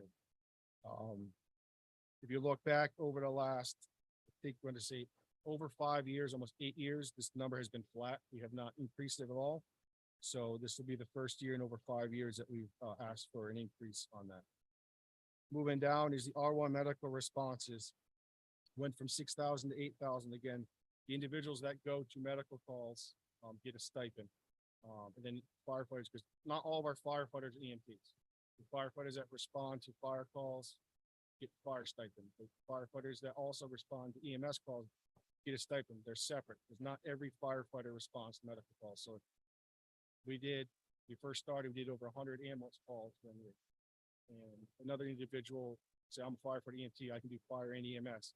We have other firefighters that only can do fire, they don't do EMS. Well, I have a chance to make 100 more calls than that person. So it would drop the point value for the individual where I would be able to make compensated more than that person. So it actually drove the point down to almost $8 a call for an individual going to a fire or EMS call. So when we separated it out, so the individuals who go to EMS calls are paid off this line. So the increase was $500 per quarter of EMS responses. And then going down to the last line is the 55,000 for the one per diem fire. truck. So our capital, or sorry, our operating increase went from 185,650 to 195,550 to $9,900 increase.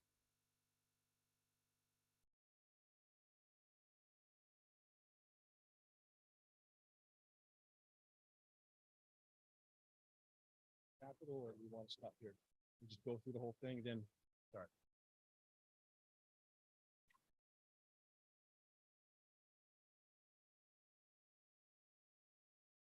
So the capital this year you look at is the turnout gear is $23,000. This is the same as last year. This is the replacement fire gear for the firefighters. There's a 10-year shelf life on fire gear. We annually test our gear to make sure it's good. That's how we get 10 years out of the fire gear. But at the end of 10 years, for NFPA, the fire gear is no longer qualified to be in service for a firefighter. So with this, we replace 5 to 6 sets a year. So prices are always wiggle. By maintaining at this number, it guarantees over the 10 years, all the fire gear always stays compliant. We never have to worry about someone's gear expiring. Rescue replacement equipment, the $11,000 made the same as last year. This is to start to replace the equipment on the rescue truck. The rescue truck is a 20-year-old truck this year. That's very soon coming up on the replacement cycle. If we're looking at the long range plan, it's actually due this year. We're starting to replace equipment on it, so we're not replacing everything on the truck at the same time. So the vehicle itself may be $1 million purchase, fire truck. We're not also talking about the equipment that's carried on the vehicle. There's a lot of equipment on a vehicle, a lot of it expires. Last year, the $11,000 was used to replace skate packs with the confined space entry and the breathing air hose. The hose that runs the breathing air to the pack the guys are wearing. The hose that was connected to those packs before it was replaced was over 25 years old. It was starting to get brittle and cracking, so it's dry rot. You don't want to have a firefighter go in a confined space or a hazardous atmosphere without equipment that's going to protect. This year, the plan is to replace the high pressure lift bags. It's a bag about that big, it's a bag about that big that can lift up to 6 tons. I think one of them was a 32.5 tons. The time to find out it's bad is not at a call when you're lifting off of somebody. These bags have a shelf life of 10 years and they expire this coming year. The next line is the service truck. It's a 1993 F-350. Went off of the highway department specs was the state bid spec that I was given. I got the actual paperwork that I submitted for this package from Donnie. It's the exact truck that the highway department uses. Plow package, everything, where the understanding is in 5 years or so, if we started a rotation where the fire company uses a service truck for 5 years, and then we rotate it to the highway department, because we don't want high mileage on our vehicle, but we need a reliable vehicle. The existing vehicle is a 1993. The body's starting to rust off of it. We've had multiple times going to calls, it didn't start, or on the way back from calls or 2 calls, it stalled and died. We put a bunch of money into keeping it running. Right now, it's currently stored out in the garage, out back, unheated, and in a garage, it's cold. So we got to keep it plugged into the block heater all winter long, especially 2 nights now, it's gonna be -26, so hopefully it starts. So that's part of the vehicle is going. This vehicle tows our boat ATV. It assists during storms, road closures, picking up hose, ladders, equipment after a fire. The equipment that needs to be deconned. We don't want to put equipment that's covered with debris, whatever we have on it, from an incident into our fire trucks. We put it in the back of the pickup truck, bring it back to the station, and we clean it. Side note, but with this truck pulls our boat. Our boat is a FEMA boat. This boat we got for free. This understandings that we're got a hold up on our end. If this boat is requested by FEMA, we have to send it. So tomorrow is a big incident. They need boats in North Carolina. We have to send that boat. We got a boat for free. It's a FEMA boat. It goes. We go to the Thames River multiple times last year. We've been down to Stonington for different incidents. This boat is part of a regional asset that we got it for free with the understanding we're going to support them. With the service truck towing it, it doesn't take our existing truck out of service. We have the forestry truck / R1 vehicle that can tow it. But the reason we don't tow it is we don't want to take our medical vehicle out of service and our brush truck out of service. If you do that, then you're going to be out of vehicle to respond to medical calls or a brush fire. So that's the whole reason that we have a service truck. And the next one is the Yeah. I'm sorry, what was the price of that service truck? 65,000. That's a 250 also? No, I think it's 350. That's the 350. I was gonna say, it's a little bit more than the 250 that Right. Donnie was talking about. Yeah, Donnie's new truck is the 350. I asked him for his exact one. I go, whatever you have Yeah. to give me the same paperwork. Okay. So I just carried it over.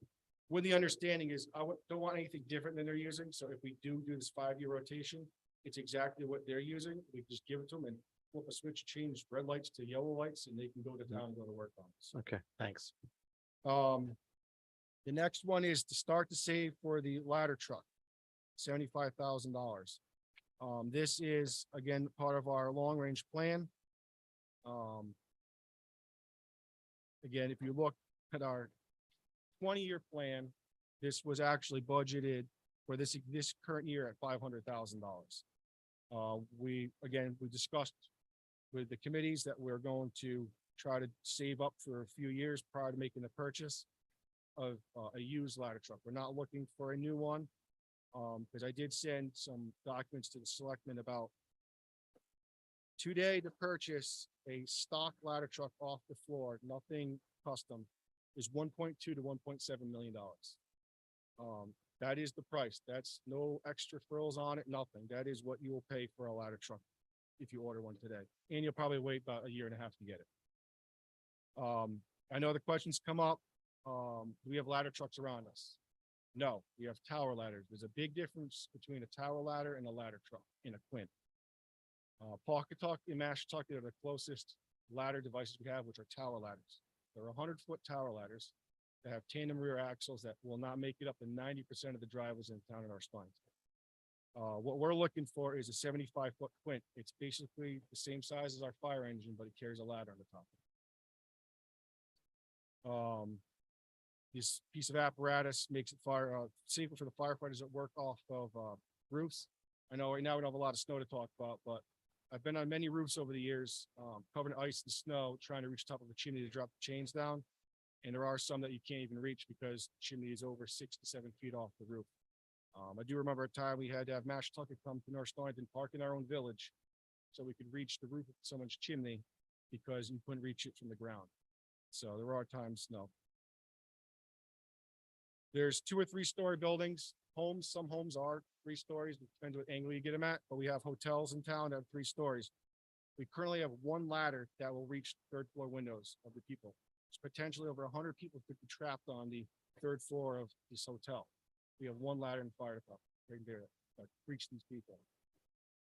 With a ladder truck, the ladder can, and it comes with a complement of ladders, additional 35-foot ladder in the back that will reach the window, and the actual aerial device on top that can reach the window and actually reach the roof. We cannot reach the roof of that building right now at all. If there's a fire, to cut a hole in it to get the smoke and heated gases out to save the people inside the building. So we're limited waiting for Mashantucket or Pawcatuck to come in. That's if they're available. Going down the list, we've had I've sat on numerous projects that were going to come into the town that actually walked away because we didn't have a ladder truck. When they go through preliminary meetings with people, they look at, all right, we're going to build this. What do you have? Do you have a ladder truck in North Stonington? No, their insurance companies require the district to have a ladder. Because you have someone coming in mutual aid, doesn't mean you're always going to have one. Mashantucket has their own fire. They're not coming to North Stonington. Pawcatuck has a fire. They're not coming to North Stonington. Their taxpayers pay for their ladder truck. Mashantucket pays for their ladder truck. They're being nice to let us use it, but we've used them for over 30 years to come in our Stonington and provide us an aerial device that we need. We have a need. We've shown we had a need for years. It's been sitting in our budget for over 20 years that we're going to eventually get towards this. We finally built a building that could fit it. And we're at the point of, we've been calling them more and more over the years. Talk about, the grand list all the time about money, income, stuff like that. if you have a ladder truck, you can have potentially have businesses built in our town that will actually come because you have an aerial device that can provide them the service that their insurance companies require. So again, at the end of the day, the vehicle will pay for itself. Was it 2 years ago? We had the Emergency Services Committee sat on with us. We went through that for over a year. The town appointed an Emergency Services Committee. We reviewed towns across Connecticut and outside of Connecticut about what they do and how they operate and what should the recommendation for North Stonington. Study came out with multiple things. And one of them is, we needed some level of daytime staff, paid staff. Another one was we need an aerial device in North Stonington. Other one is towns equivalent to our size and our population had 3 fire stations in it. Just the sheer size. I'm not here fighting that battle tonight. I'm just here to talk about the ladder truck. So the ladder truck makes it across the board, potential business growth and grand list growth for the town. It makes it safer for our firefighters. And it's the capabilities to rescue people out of a second floor house a lot safer for a fireman to throw a ladder from a truck straight to your window to get you out than to pull a ladder off a truck, traipse through your lawn to throw a ladder up to you to get you out. It's just a lot safer for all angles. That is my presentation. Ready for questions. Thank you. What was the total price of that truck? Which Depending one? on, yeah, well, the ladder truck, if you So choose we're the, looking at $75,000 for 3 years right now. okay, So you look at, I've been online looking at, you can get some for around 130 to about 250. So you're back and forth, depends on what the availability is. Again, we're looking at used, we're not looking at, and it's, when you look at the flyers, you go online to these companies and it's basically, you need to have the money in your pocket. At this point. yeah. You want that truck to buy now, it's not someone's already looking for it to buy it. So it's, I don't know, when we're done saving the money, we're gonna have to find a truck that falls in that range and buy it fast. Because it's so. And this thing would have a, again, excuse the ignorance here, a boom with a cart on it that can bring somebody to a third. No, it's a fire truck with a ladder. It's a big ladder that extends out. There's no Okay, bucket. So the tower ladders and ones like Mash truck has the big bucket. at the end. Yeah. The big trucks, this is gonna be a smaller ladder truck that just has a ladder on top of it. So it's not just a ladder truck, it's called a. It's a fire engine, has a pump, tank, water on it, a ladder, and a mass stream device that we can put 75 feet up in the air and spray water also. And it's a ladder for us to get on a roof, rescue people, a lot of uses. A car goes down the embankment at 95, we could actually go further to the side of the embankment, set up a hauling device for technical rescue, there's 150 people.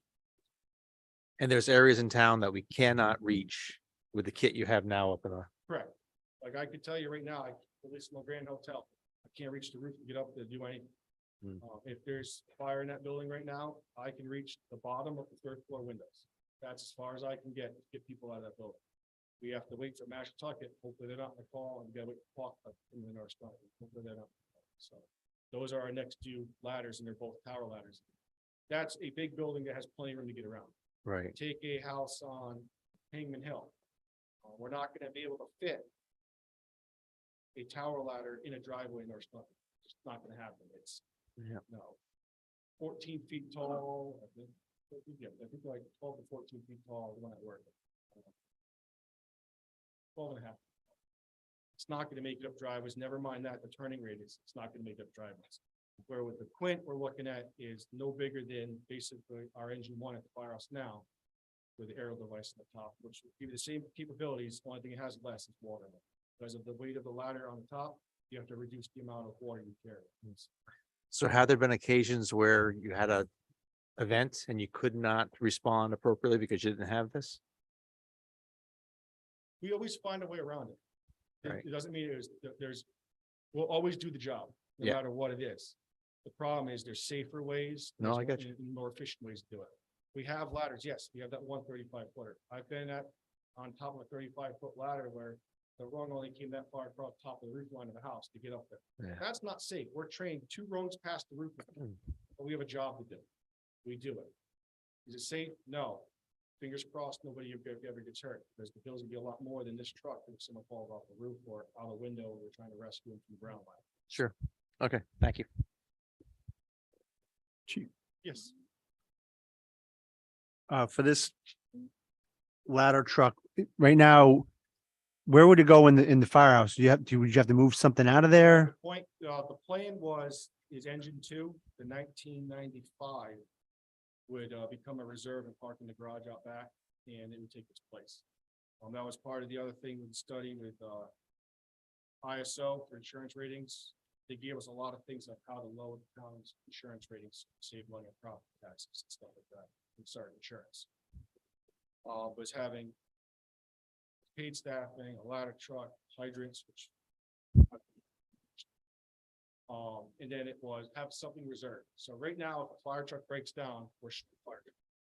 So back, I want to say over 10 years ago, there was a letter that we sent to the selectmen at the time was plan was to keep engine two, which is the 95, as a reserve engine until it's no longer cost effective. And it gets replaced with the Quinn.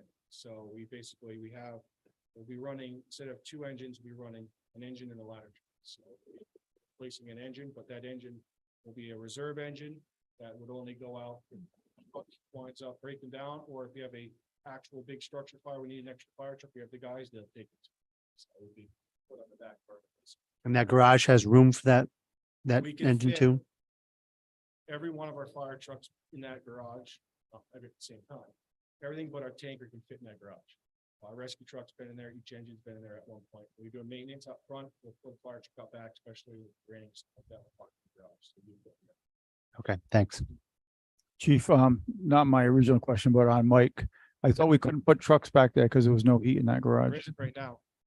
That was discussion that we brought up before. And when we do something like this, we're gonna have to look at insulating at least one of the bays. Because there's 3 bays out back. You have one bay, it's got a firewall, so if you heated and insulated that one bay, you could park a fire truck back there and keep it heated so the freezing. And the other 2 bays, so if you wanted to separate it in phases, you could do one bay with heat and insulation and leave the other 2 unheated. Or you could do all 3 at the same time. So to park a truck back there, we'd have to heat one of the bays. One of the bays would have, that one end bay would have to be heated. Back on, you brought up on, the per diems. Yeah. How often do we have, but how often don't we have 2 per diems on? About 95% of the time we do. There's times again, understanding a per diem system is they all have full-time jobs. This is their job. So, and all of them are firefighters on the outside of North Spine. So there's days where we have one guy that gets called in or held over from his full-time job. So there's an opening. Most of the time they're always filled. When they're not there, usually myself as a volunteer sits there all day with them to ensure someone's in our building. So, but during the day, look at my schedule. I think last month we had 2 openings in the schedule, where there was only one person and shifted, or one shift went actually totally uncovered, but I sat there. Okay, and you had mentioned earlier in your presentation that, you're thinking in the near future, maybe, I don't know what year it's gonna be, we need a new rescue truck, and you said it'd be over $1 million. You know when that would be? The plan shows it next year, So, next budget year. so you're asking for a ladder truck to start saving for this year and a new rescue truck next year and a So service truck? The understanding is, which I'm realistic, I know the town cannot afford to buy a ladder truck, start saving this year and saving next year. The plan was to purchase the ladder truck, get the ladder truck in, and then refurb the rescue truck. For $1.2 million, I don't see us replacing the rescue truck. I see us refurbing it for $300,000 to $400,000 compared to 1.2 million. So actually I have a guy coming out tomorrow to meet me to give me a price on what a refurb on that truck costs. Substantially less than a replacement. So say you got a ladder truck, and I guess you're talking, what, how many years from now that we're gonna start saving now, but 3 or 4 years? Yep. And you get a used ladder truck, and we put that in the garage, and we have 2 per diems. Yep. And you got a fire, Yep. and there's a tanker, a ladder, an R2, and whatever truck, else, other truck might have to go out. Who's gonna drive them with only 2 per diems? Same as they do right now. So how does it work? They both get in one vehicle and go. So right now, if there's a fire, they both get in one engine and respond immediately. So then you wait for a volunteer to come back and get the ladder truck Yep. or the tanker? Yep. So right now, we don't delay response. Back when we have only one per diem, it's not safe for a firefighter to respond to a call by themselves. So we always minimum of 2 that left the building. So now with 2 per diems on duty, they leave immediately. So if there's a fire alarm at school, fire truck leaves immediately. If there's only one person on, they wait for a volunteer to come with them. You had mentioned that some of the towns get a little antsy when we keep asking for their ladder trucks. Does anybody give us a hard time, or do we give anybody a hard time when they ask for a tanker truck? Because I think No, we send our so tanker no, it's everywhere. not- It's not one of those things, I mean, we've never been directly impacted by it, but there's towns close by us where the other district tried to kick off their maintenance of their ladder truck onto another town because they use it so much. We don't have a very good working relationship between the departments in our spine. With our Falk Truck and Mashantucket, there is no issues.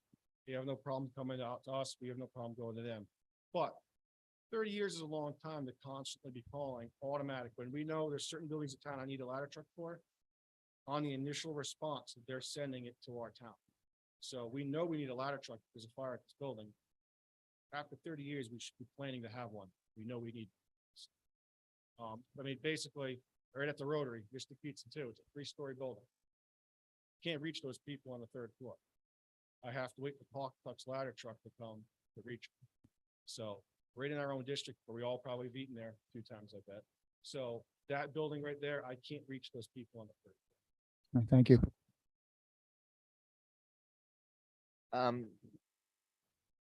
Few questions. The first off, your operating budget and your accounts, Yep. there's no actuals. You don't report actuals of out of those line items, what was really spent last year. Yes, you do. And it's posted monthly on the town's website. Okay, but in your report to us, we don't have. The annual report comes out actuals every year. Parkham does. give you Okay. that. So pretty close, they come out pretty close to these budgeted Pretty close, lines. yes. Obviously, every year, seems like Alarm and Communications always seems to be a draw. Something happens at the beginning of the year. A radio breaks or our antenna on the hill gets struck by lightning again. I don't know. We always seem to be over, but with that, we're able to save here, move there to keep it within budget. We've always returned something from our operating budget. Okay. And then Last year was like $8. It was like $8 last year. $8. But we stay in a budget, all right? We don't go over our budget. And then the service truck. Yes. So the service truck is actually the old forestry truck, Yes. right? So prior to us, you buying a new forestry truck and retiring this Yep, to a service, you didn't have one. No.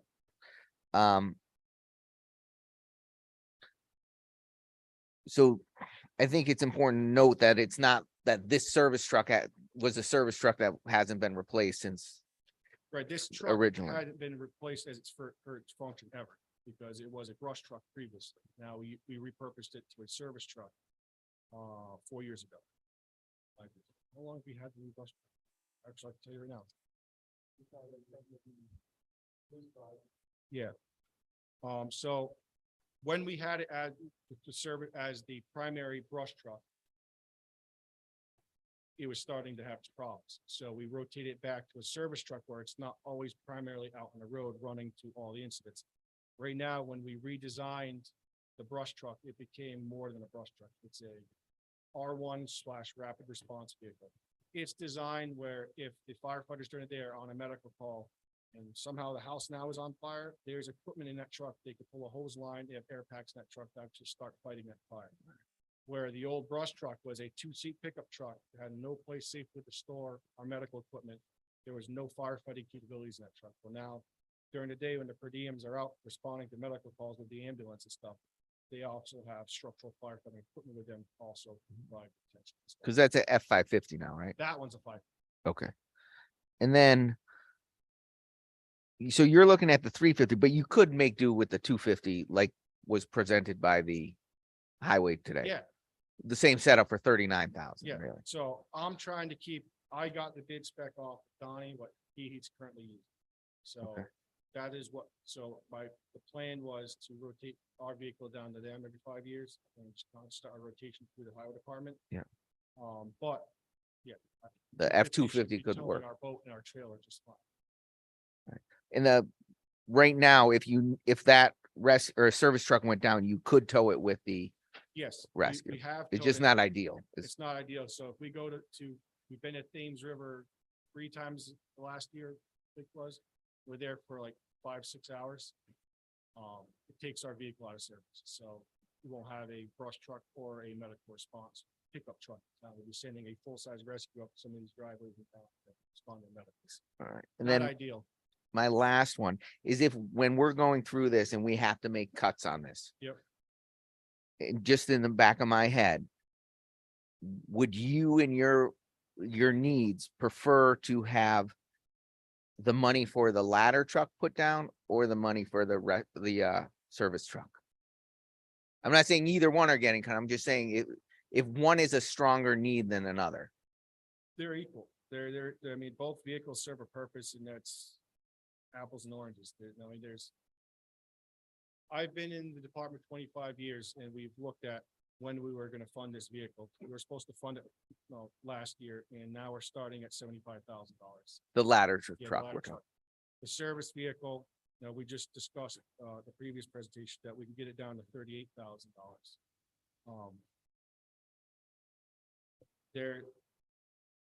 If we don't replace either one of these, or we only replace one of them, we have a bigger problem. I don't know if you've all looked at the 20-year capital plan for emergency service vehicles. This is fire trucks, ambulances, like that. We just keep pushing it down. We're piling up. If we don't address it, we're gonna just keep having a worse and worse problem. Now, this is a 30-year-old vehicle this year. The body's starting to rot off of it. I don't know what much more. I mean, we just talked about previous presentations. We're calling 2012s and 2006s old trucks. But I'm talking about a 93. You telling me you want me to keep that longer?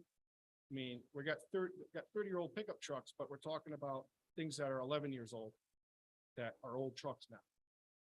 I don't get it. No, the fire company keeps our vehicles 20, 30 years now. And because we do very good maintenance, we have good maintenance, annual maintenance on. We ensure our vehicles stay on the road. We replace them before they break down at someone's call. We don't want a fire truck to break down responding to your house when it's on fire. I don't want my R1 vehicle breaking down on the way to my service truck breaking down on the way to a water rescue at Lake Wiles we have with Sea Lake every year. These are emergency service vehicles. They need to be replaced on a schedule and timely, because the time to find out they're bad is not when it's someone's life. Right. I agree. And then you mentioned that it was a FEMA boat and we have to Yep. send it. So that means we have to transport it to wherever they call Yes. for it. Yep. But usually it's regional, right? Regional, but it's, again, at the end of the day, FEMA wants their boat, you send their boat. You can't say no. We got this through the Marine Group, and there's a time we didn't have the funds for a boat, so we were able to get a free boat. Understanding is we're probably not going to be sent, I said North Carolina, but we're probably going to stay around the area. As far as we've gone is the Thames River at this point, and out to Stonington, all the different places. But if there's a natural disaster and they need smaller boats, our boat is on the list that they could potentially call. And we have the staff. And then you would be looking to just sell off the old forestry It goes truck back or to the something. town. It's the town's vehicle, so they do what they want to do. Okay. All right. And that service vehicle will be the vehicle that tows that boat. The boat, because you have your boat and you have your trailer for the ATV, so it would sit there in the garage, but everyone's got to go, it takes. So, Okay. And again, for the ignorant, what else does a service vehicle do? it pulls the ATV, all-terrain vehicle, the four-wheel drive small unit we have, there's a trailer that we tow the different calls, so it's a rescue unit and a forestry small unit. It's like a Okay. four-wheeler. Yeah. So it's gonna have that, so if we go mutual aid with it, we tow it on a trailer. A lot of places in town will drive it, it's faster Ah, to drive it on the I see. ground. But if we have to go to Ledger or anywhere else, we have to. go. Okay. Other questions from the board? Do you have any numbers on, how our officer stipends and our retention stipends compare to other departments, other volunteer departments of like sizes? I just want to make sure that we are not competitive, because it's certainly not a job, No. but I understand how difficult it is to recruit and get people. Do we have any idea how they compare? Yes, substantially lower. There's departments that do quarter the fire calls that we do a year and have probably 10 members, and they're substantially higher than what our office. And what's our total number of volunteer? Volunteer members is, paper I had in front of me today, it's 35 active firefighters. And that's not including the 8 per diem firefighters. When you break it down to say that you get $15 for going on a call to Wait till. put the fire out Friday in night, somebody's Saturday house, morning, it's, Negative 26 degrees and my members are standing on 95. Yeah. $15 isn't worth it. Yeah. I'll tell you that much. thank you. Sarah, do you have something? Oh, fantastic. What other questions from either board? Before we go to the public? Okay, hearing none. The first folks from the public, step up to a mic and let's hear your question.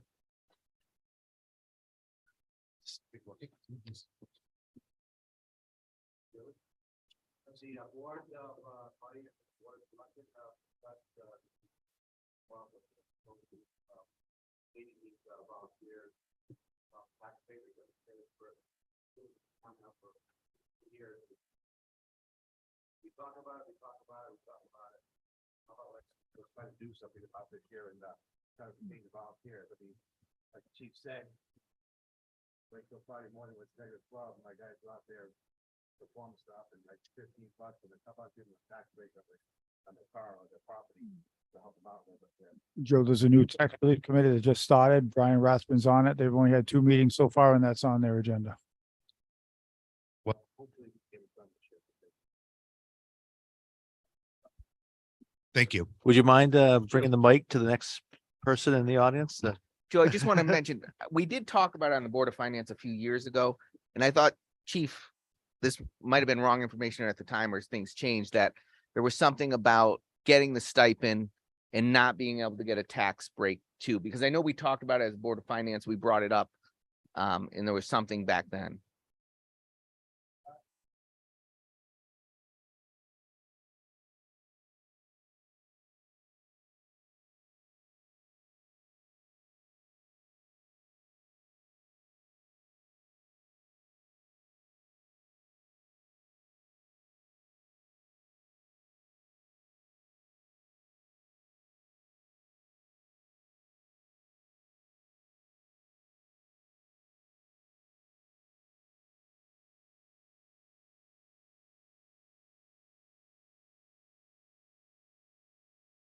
So that's good to know. I just wanted to make it, we did talk about it and it wasn't something that was just brushed off a few years ago. So, no problem. Carolyn? I just, first of all, I want to thank the fire company. You know, I'm a member, so I guess I could say I'm partial, but they are working very well with the ambulance, and the service that they provide to the town is like second to none. I would like to see the town grant writer maybe try to seek out things to help, you know, alleviate some of the costs to the taxpayers. I just think, you know, you're paying this person and there's a lot of money out there and potentially the town could benefit if, you know, if time was spent looking into that sort of thing. But again, I support the budget and I support the fire. Thank you. Who is next? Please. Bill Ricker, Wyasip Road. Chief, do we have a drone, Yes. heat-seeking drone? No. We have 5 lakes in town. Lake of Isles, Long Lake, Billings, Blue, and Wyasip. In the 25 years I've been here, we've never had a drowning. Last year we had 2. One was a renter, one was the guest of a renter. There were, I can't count the number, Chief, probably 25 different departments that showed up to Wyasip Lake, searching from early morning until late in the morning for one drowning victim. And when one department showed up with a heat-seeking drone, I believe the person was found within 5 minutes or thereabouts. So.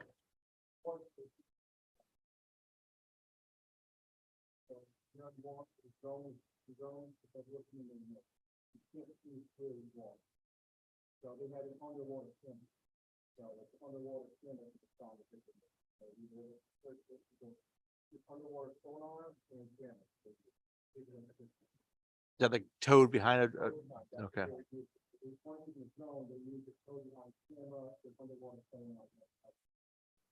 Okay, I'm sorry, I had misinformation from the state trooper that said it was a heat seeking drone.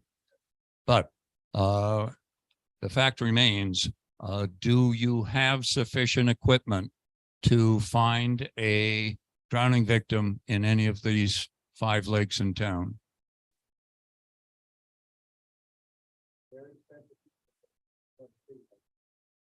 They come in the fall, we have it, we bring in that.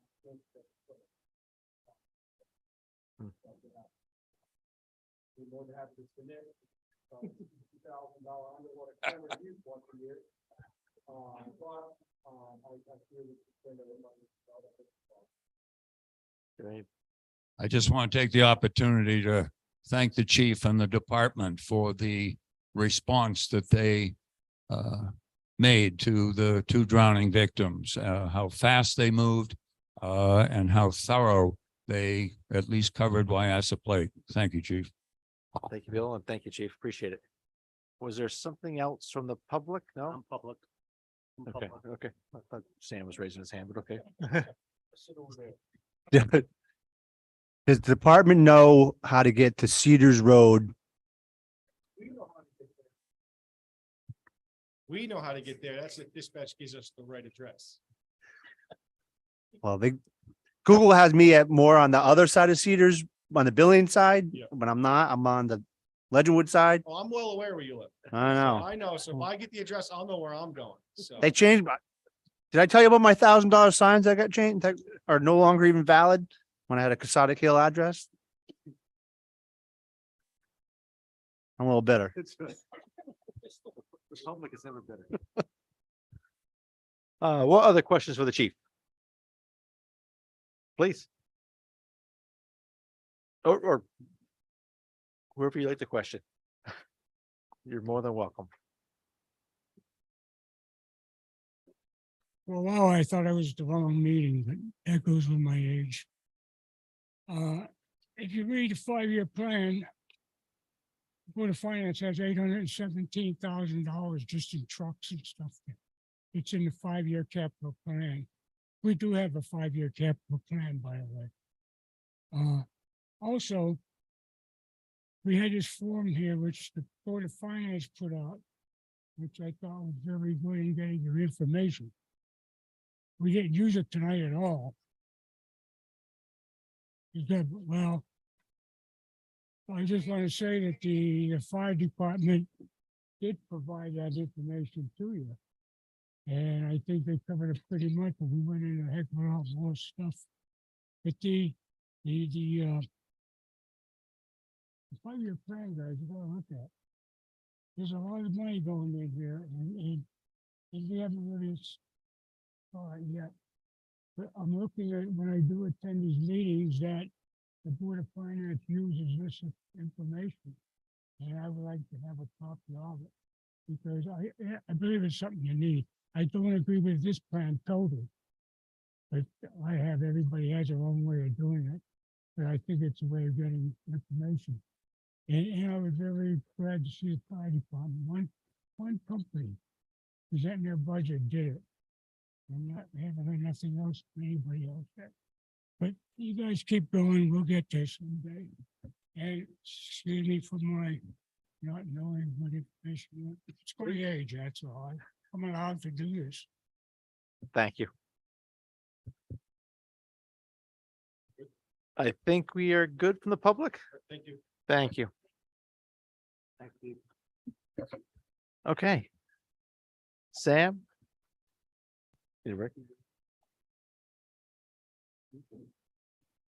Actually, do you mind if we take 5 minutes? Absolutely. Please, just a little pause here. Thank you.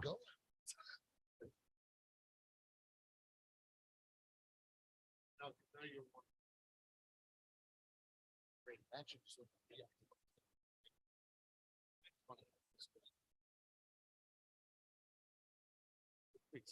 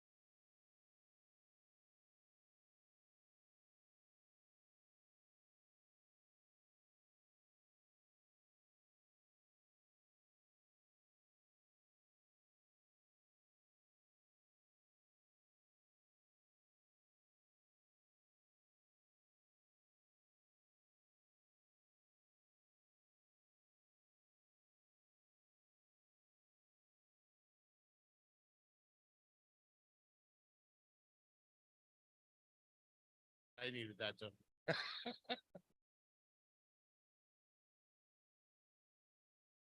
Okay, thank you all for the pause. We have Sam for the EDC presentation.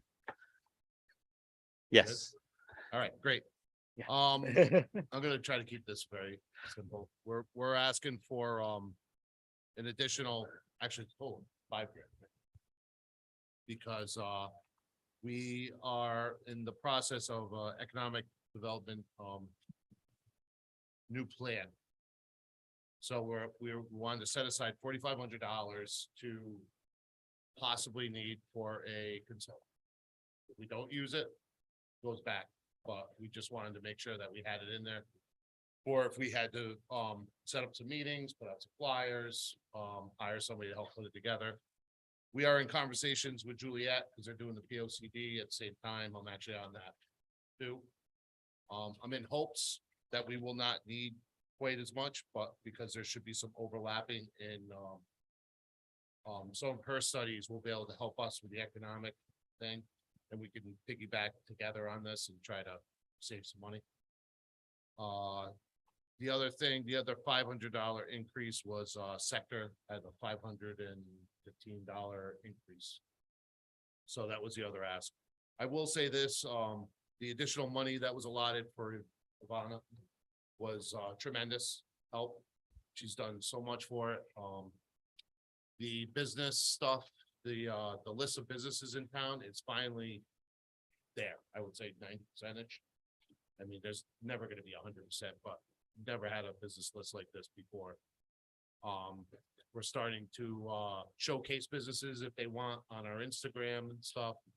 So there's a lot of good things coming. We've had a bunch of grants go out from the ARPA money for the COVID relief. We've had a couple for the hiree thing, so obviously we had the commissions and board thing. I think, you know, the money's been well spent. I don't think we have a huge ask here, so hoping you guys are good with it, and you have any specific questions for me. Just so that total increase is like just under $5,000. Is that what you're asking? Yes, Am I reading this correctly? 49. it's 5,000. and change. Yeah, okay, Well, yeah, just on. okay. did the math. Yeah, it's good. So yeah, it's, I appreciate that. So Sam, this is just tweaking that plan because I know in 2012 that that review and that plan from the consultant was about $25,000. So oh yeah. no, so it's a there's- tweaking. So it's actually a pretty good bargain if we can get Yeah. that done for that. Well, so in talking to Juliet too, a lot of her research is gonna help us with some of the, and she's gonna be going to sector. And she's gonna be downloading a bunch of stuff, so we have a meeting with her, our next meeting is the 6th. And it's gonna be more geared towards the P O C D, but there is gonna be a lot of discussion about how we wanna incorporate our plan. It could become, we are part of the P O C D. And we have our own, like, which it is all in there. And our input is a big thing in it. But some of our discussion to keep the cost down is to maybe just become part of the P O C D. Its own thing, so. It's, you know, we just started into, you know, realize that we need to freshen it up. 2012 to 2023, it's time. And then the amount that was set aside for the assistant, how many hours did you actually go through? So she's consistently doing 5 hours a week. So that's budgeted enough? Yes, the for anything? 6,000 is the appropriate amount for the, Well, I'd like to say too, without having a planning and zoning person, Right. you know. Well, that's what I worry about. If we're still in flux for a while, is that enough to have her do some of the stuff that, you know, would fall? I don't know that she has time. for that. we can't extend the hours on her because of the hourly situation with a part-time employee. Okay. Understood. Believe me, we'd love to have a planning zoning person. Sam, the chief was talking about some businesses that aren't able to come in because we don't have a ladder. There's insurance issues. Have you guys heard anything about that? Have people ever come to you about that or? Ever since I've been on the board, I've never heard of a specific issue of that. Go ahead. So that ends up being handled a lot more by the planner. They're talking to businesses as they're looking at coming into the community and being able to discuss what are appropriate properties or what zoning regulations would impact them. So she, former Juliet, would have those conversations as both the planner and the economic development representative for the town. So I don't think that the commission ever really gets to hear about those things since it's businesses that aren't coming. Got it. know a big thing with businesses is the response times. And I do but luckily through our corridor, I think our response times are. Going to your house, sorry. Long son of a wait. But that's a big thing with insurance, and I'm sure that is a factor, but Other questions? Yeah, please, Sarah. So I'm just looking at your line items. So you have the B1502 Economic Development Coordinator. That's the 5 hours a week. You're adding the 4,500 for the consultant into that line item? that's correct. And who do you use as a, like, who consults on that kind of thing? Is this- We would have to go out and put it out to bid and talk to people. I mean, there's people out there that do that. Yeah, so Okay. we would reach out to that sector, would give us some ideas of some people that could do it. Okay. But again, we're kind of hopeful, maybe, I mean, we're gonna need some of that money for sure. I don't know exactly how much that's gonna be, and if we don't spend it all, then good for the town. And just as someone who's never gone to an economic development meeting in my life, when you talk about the economic development plan, like, what are you hoping to refresh on that? We're hoping to get a new consensus from the town, whether, you know, because so the old one talks about sewers and water systems and all that. I'm not saying that has to come out or not, but you know, could be spoken about that. The old one was a big thing about the whole new zoning that went down here by Foxwoods. That actually did happen. There were quite a few action. If you do read through it, they did, you know, look, let's say 80% of it's been done. Okay. Brentwood, there's quite a bit. Oh, rezone, a lot of the rezoning. Huh? It was about 20 pages of. Yeah, it's, Came out of things that we should work on, dates we should work on by. Dates we should work on these things by. And that did feed into the POCD the Right. following so year. it's, they're really kind of work together. The Uh, 2012 action plan is available on the town website, along with the 2013 POCD, if anyone is interested in some light reading. Now, are these broken down differently? So I know in the past, I think I mentioned to you, Christy, we had a consulting line separate. So I looked back into the old budget and B 1502 was both the economic development coordinator and consulting combined into one line item. They were itemized in QuickBooks, but not in the budget. So they still were represented Okay, as so one what line came item. here Wasn't. Yeah. Okay. My last question and is that is part of the study monetize the potential revenue increase? So again, not having read the study, I apologize. I- I don't think so. So we don't, nowhere in there do we say like, we're seeking for business at like, I guess my question is, are we? I would imagine the study could say these types of businesses do well in these kinds of towns and these are the kinds of things they're looking for. And this is the potential revenue you could, bring in. Like, is it like that? Or is this It could be if you come to the meetings and. okay? No, I mean, these Fair. are also, so in the new EDC Yeah. plan, those are all things that we need to talk about. Okay. Can be either added or it may have talked about it in there. I don't remember what it. No, I mean, everybody's, charged the same mill rate, so it's kind of. But yeah, it could be brought up. Okay, thank you. Anything else from anyone on the boards? Or from the public? Please, yeah, just keep the mic at your chair, maybe. So you'll have to forgive me because I've been kind of out of the loop. Or it's- You've mentioned Juliet a few times. Does she actually work for North Stonington or is she working in Ledyard? She's a consultant now for the POCD because Okay. Nate left. Mhm. So we had to get somebody in there and she came in and I don't know how it's get paid for, but she's got it. So she is a full-time employee with the town of Ledyard. We were going to bring in a consultant for the POCD because you bring someone in because it's a big project that needs to get done. With the timing of Nate leaving and since Juliet had done the 2013 POCD, it was decided that she was the best fit. She did a presentation to be the consultant and it was decided she was the best fit to do that because she can just update the 2013 to the 2023 plan. And the focus groups are going to be starting on February 11th. And we have a website, northstoningtonct.gov/POCD 2023. Mhm. So you guys can get all the information and a mailer is going to be coming out next week. Okay, thanks Yeah, so for, the POCD right now is breaking up the town into different sections that they did back in 2013. Mhm. And so it'll be to your area, they'll have a meeting for your area. And the more participation, the better. okay, thank you. So to follow on to that question, what line item does Juliet represent? Not on us. Capital. So that was capital for plan of conservation and development. We put away 15,000 last fiscal year and 30,000 in the current fiscal year. So everything associated with that plan will come out of that pool of money. Oh, it's a big line item then. Yes. I got you. Okay. Just a question. So we don't, in the past, we had a breakdown of like the operating expenses, things like that. Do we not have that?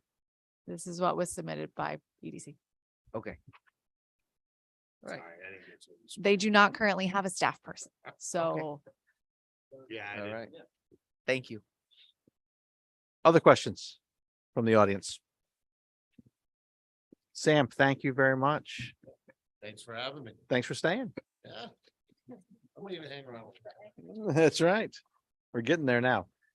Last presentation of the evening is land use. okay, so since we are currently without a planning, development and zoning official, I have asked certain representatives from land use to be here to talk about certain aspects of the budget. So first, I'm going to ask Bill Ricker to come up to talk about the Conservation Commission and also the ask for the land acquisition fund.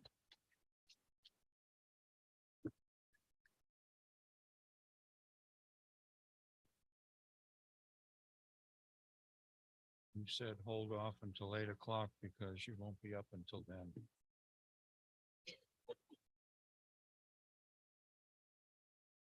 Our budget doesn't change much from year to year. The major portion of our budget has gone into producing the yearly community calendar. This year, it happens to be the schoolhouses around town, the 15 one-room schoolhouses, what they look like today, all the way up until, of course, our new middle school and high school. If you haven't bought it, there's 5 left. $10 each at the library. Okay. With that commercial over, most of that, all of that money from the sales of those calendars go back into the general fund. So even though the ask is for 2175, 2,175, the majority of that is going back into the general fund with the sale of the calendars. Otherwise, I think we're returning $200 that we did not use for conferences. We did not believe that any of the companies that were holding conferences had information that was important for us to bring back to the town. So that will be returned, but I am including it in next year's budget, hoping that there will be some information that will be available to us. Signage. In your form, you asked us what was not anticipated. We did not anticipate $250 increase in the Minuteman Press for that conservation, for that calendar. But I'm assured by Chris that we can get that cost down by going to another supplier. We'll see. We are working on a universally accessible trail, the new word for handicapped. Just as gypsy moths are no longer in vogue, they're now called spongy moths, so we don't offend the gypsies. And handicapped, I have just learned, is no longer to be used, but it's universally accessible. We are taking the Assaconk Borderland Trail, which is between the playing fields of the schools and Kingswood Meadowwood, all the way down to Assaconk Swamp. We do have a mile of trails in there, and we are wanting to convert those trails into a trail that will allow a segment of our public which has had no access to our trail system to have the opportunity to get out and use the trail. The cost is surprisingly around $78,000. We are going after 2 grants, one from the Wild and Scenic, Pawcatuck Wild and Scenic River Association, a very small grant, and we're going after a DEEP grant. I understand they have $9 million for Connecticut, and at least 200 towns are trying to access that money, including us. So that will be at no expense that we'll be asking the the town to foot, other than the 20% that the DEP requires the town to put up, and they will put up the 80%. So what will we be putting up to cover our costs will be some of our public works folks, as well as the equipment that would be used to put in that trail. That's the only future expense. It should not concern you in that we're not asking money for that and hoping grants will be available for it. In short, I guess it's our frugal Yankee attitude of the conservation commissioners to make do wherever we can. So we don't ask for a lot. Questions regarding this before I get into the land acquisition portion? Just exciting news about the grant. When would you expect to hear whether those grants were approved? We've already submitted the small grant of $4,000 to the Pawcatuck Wild and Scenic River. They tell us that they will be letting us know sometime in March. And we are still working. I met with your first selectman and Assistant Public Works Director today. Still working on the grant that's going into DEP. It must be submitted by March 1st. And when will they let us know? Understand. Okay. Thank I'll you. let you know when they let me know. Thank you.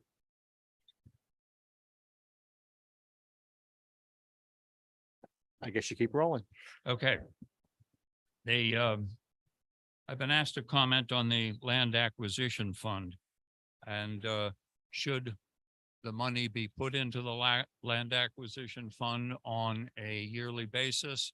Or should it just stop?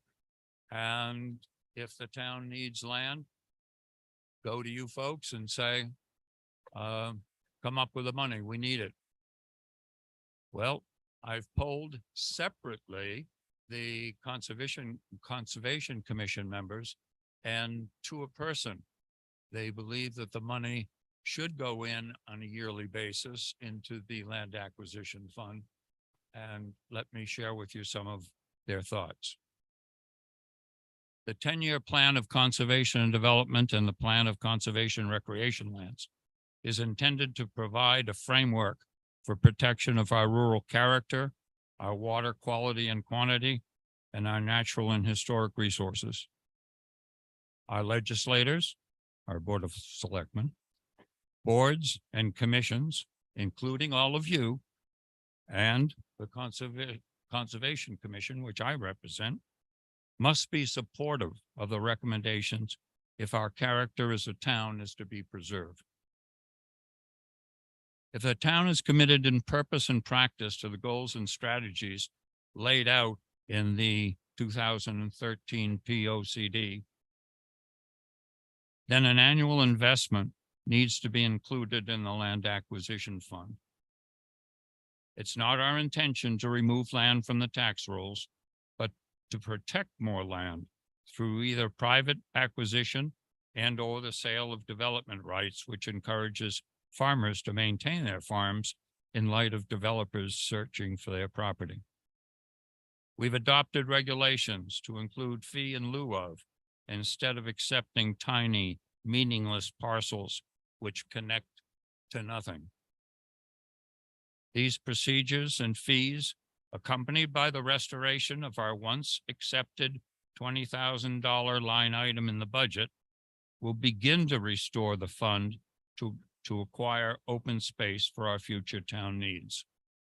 Before any of you were on the Board of Finance, we were putting $20,000 a year into the land acquisition fund, which was then at some point along the line cut to 10, then to 5, then to 1,000, then to $1 as a placeholder, and hopefully can be back and restored. We currently have in the neighborhood of $75,000 in that land acquisition fund, which some folks say, why is it sitting there getting 2 or 3% interest, if that? Why can't that be used for your other needs? And if land becomes available, we just ask for it in total. Well, if that were the case 12, 14 years ago, the 108-acre Hewitt Farm, which has become our Central Park, would never have been purchased. We took virtually all of the money out of the land acquisition fund and purchased and paid a major portion of that property, which is now enjoyed by hundreds and hundreds of our public. Dog walkers, hikers, community garden. The Boy Scouts use it as a retreat. The Girl Scouts have built a butterfly garden. The very popular now farmers market, and I hope soon to come a summer concert series. This has become a mainstay focal point of our town. And it was through the land acquisition fund, available resources at the time, which depleted that fund, that we were able to make that payment. I, among many others, spent hours and hours in 2013 developing the POCD. Sadly, I'm the only one doing it again in 2023, even after I vowed never to do it again. Why am I there? But it's a document, though written by the committee, it represents the thinking and the wisdom of the people in this town who attended several focus groups and community meetings around the town and gave their shared wisdom of what we should be doing for the next decade. This document was accepted by the town at a town meeting, and it stands as a guiding principle for all of us to follow. Let me read just one of the conclusions in that document, and I quote, "The protection of our environment is the most crucial aspect of this report." The most crucial aspect of this report. Without the vigilant attention by us all to our open spaces, its beauty, its wildlife, its majesty, the rural atmosphere, and indeed our heritage is lost. End quote.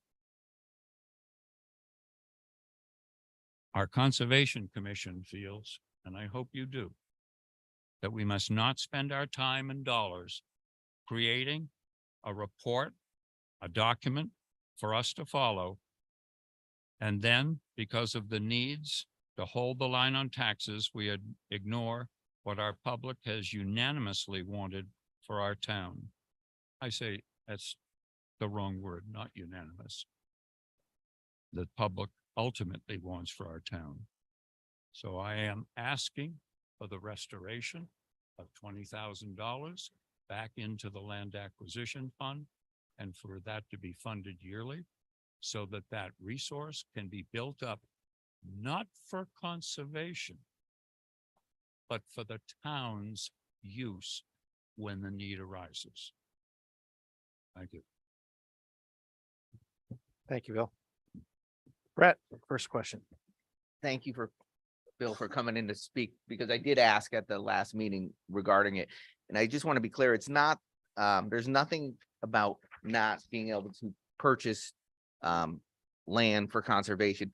The real question is the need to basically for us to pre-tax our residents for this potential future purchase, when any money spent out of this, whether it's $1 or $10,000, has to come through the Board of Finance and then ultimately a town meeting. The same way it would come out of the undesignated account or any other expenditures. So the real question is, why build up? So when I did the research, I thought only a small portion of the Hewitt purchase came out of the land, not the major. It was a part. major purchase.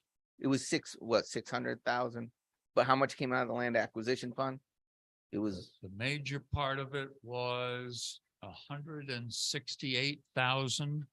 out of the 600. Believing, but Right, so the real question is, why put it in this account compared to just, if you find a nice piece of property, then go through the same channel we'll have to do anyways, other than the fact that the money's sitting there, the question was, why pre-tax the residents on it? I can't answer that, Brett. I can't. What I can say is that every town I have been in touch with, from Old Saybrook to Madison to locally, that have a land acquisition fund, fund it on a regular basis for the purpose of its use when the need arises.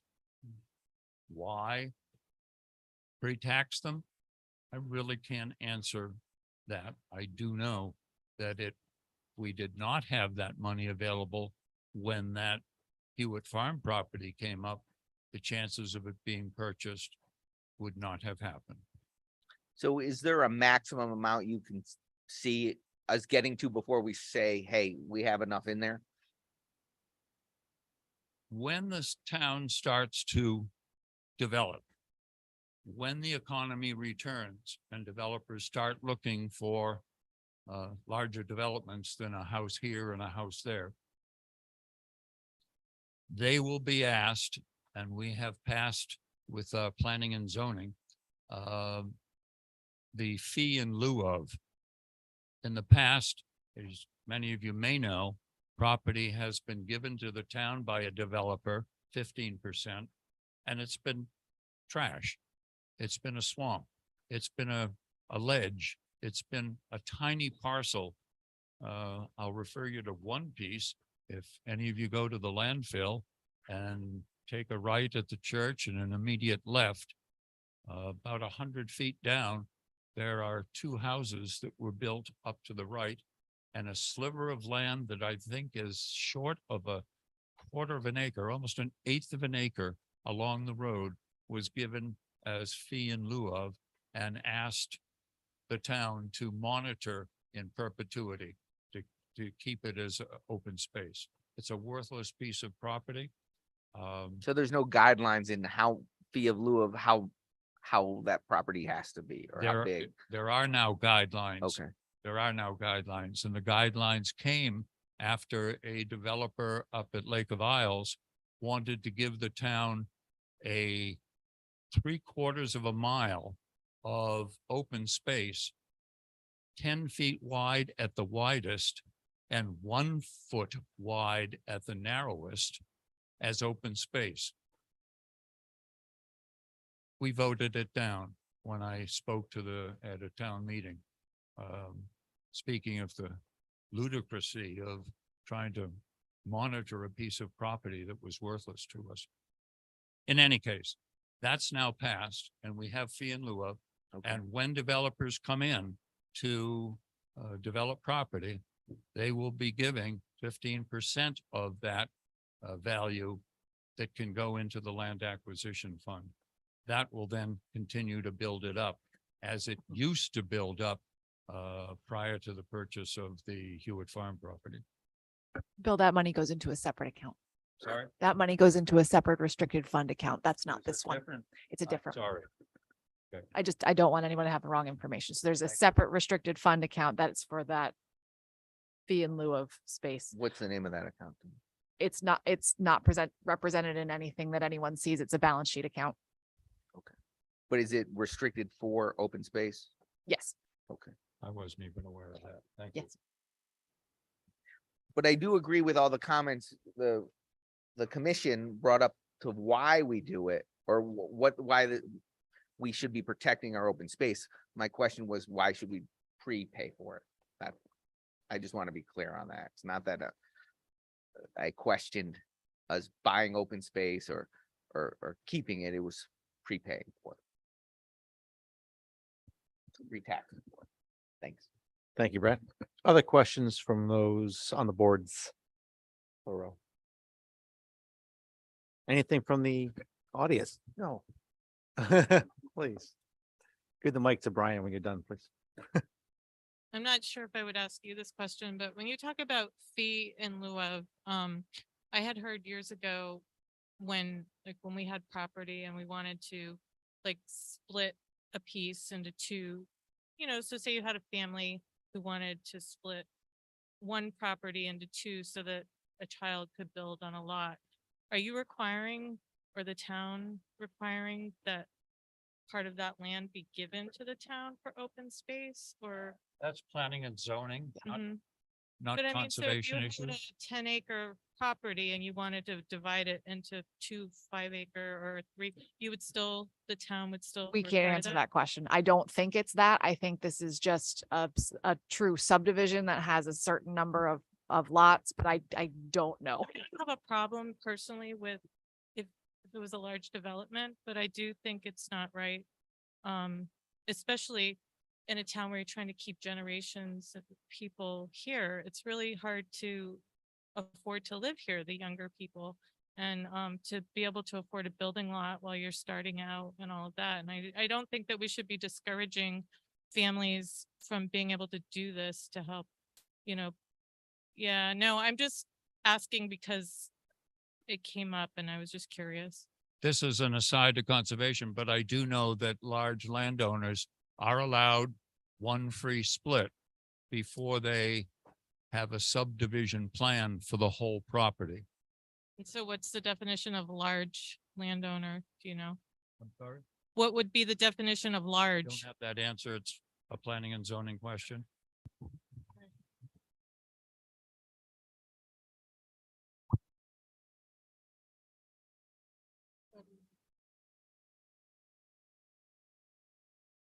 On family subdivisions, you don't have to, you can divide it up into lots for children or family, but the open space requirement isn't required.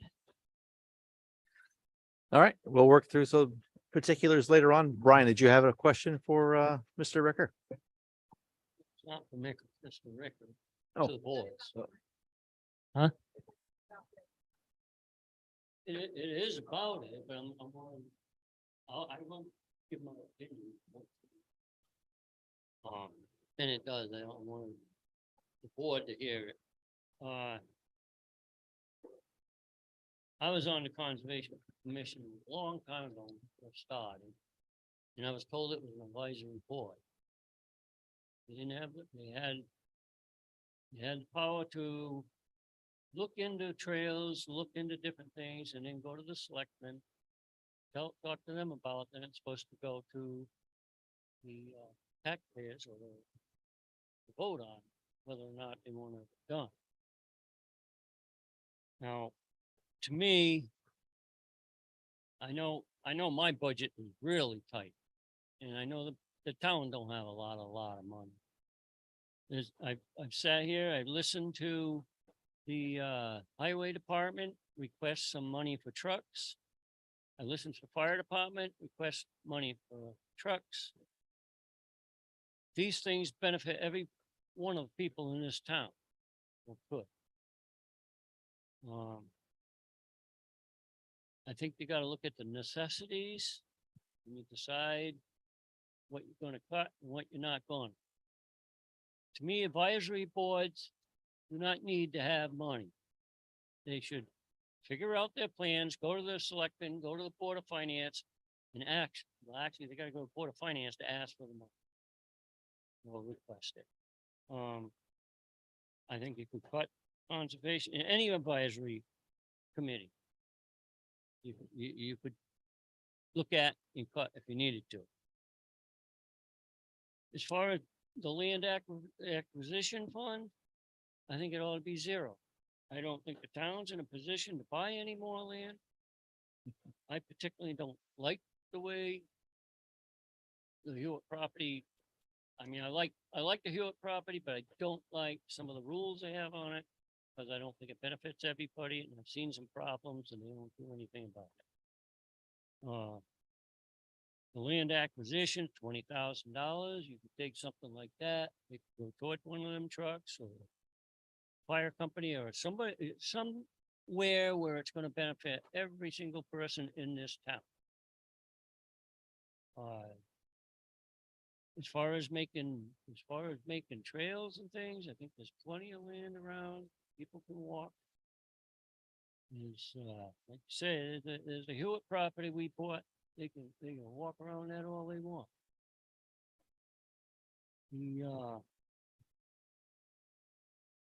I guess I can't get into the other parts of this until No, the other there'll, boards come in, but. there'll be a as far time, as- yeah.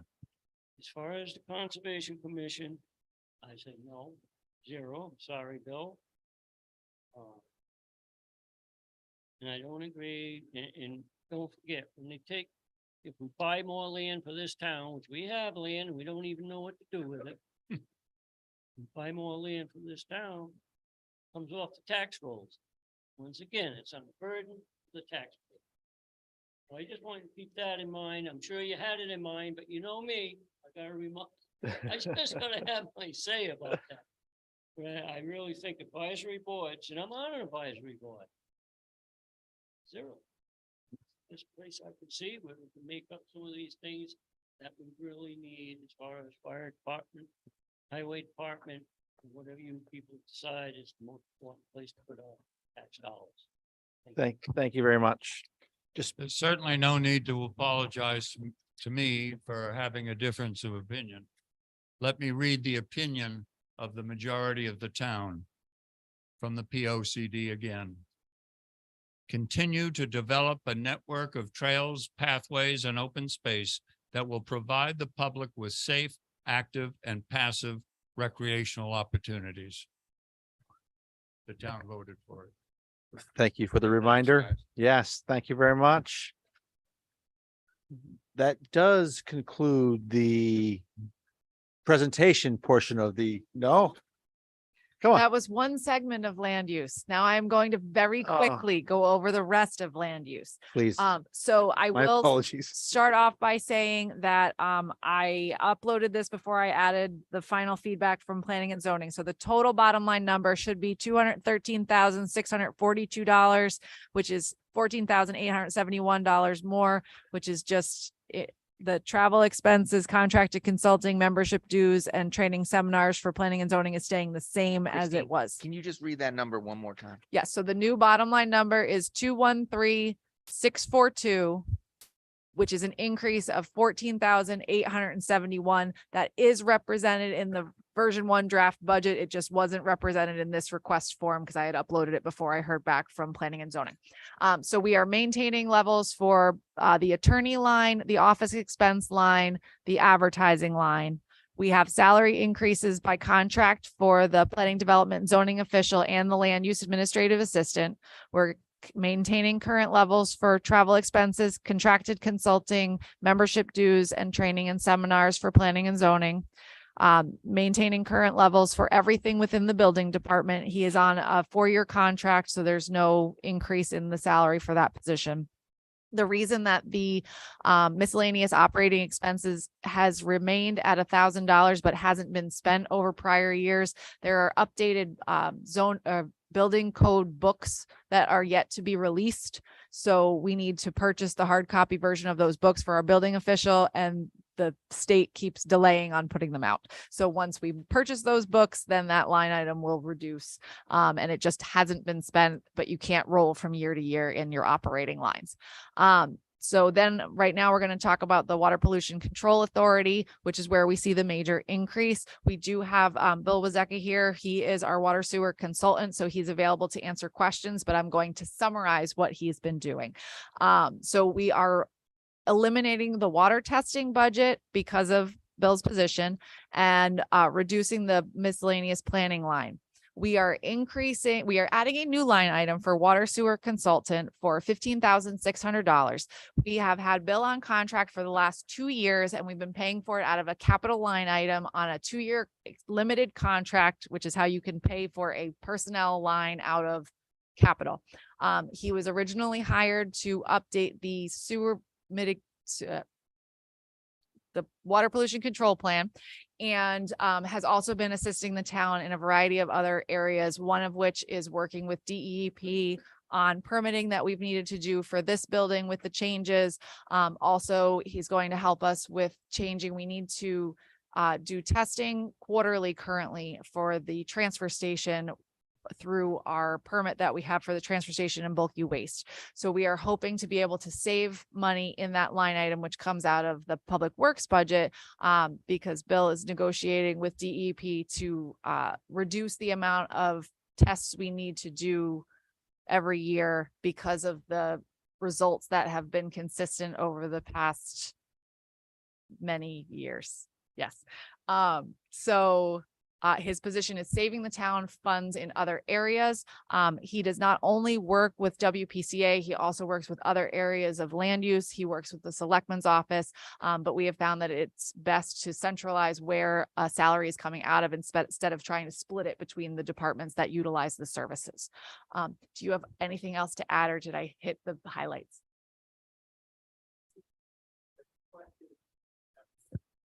I have a comment. Let me also say, I'm on the board with Bill. That his help with the water testing that had been delayed for years. With him on board as an employee, he gets the water testing done for free because he's an employee and he can go to the state. If we had to pay for that, it would be kind of expensive for every test that we do in the town. And he's also helping all the other people in our class with that. So it's as long as we can split his time through other agencies and just leaving this one line item, I think it would help us tremendously. And my only comment was that I don't know anyone that has more knowledge on sewer and water than Bill does. He's brought an expertise with his years of service and also your contacts with DEP and throughout the state. He gets things done that we couldn't get done. He knows who to call, when to call.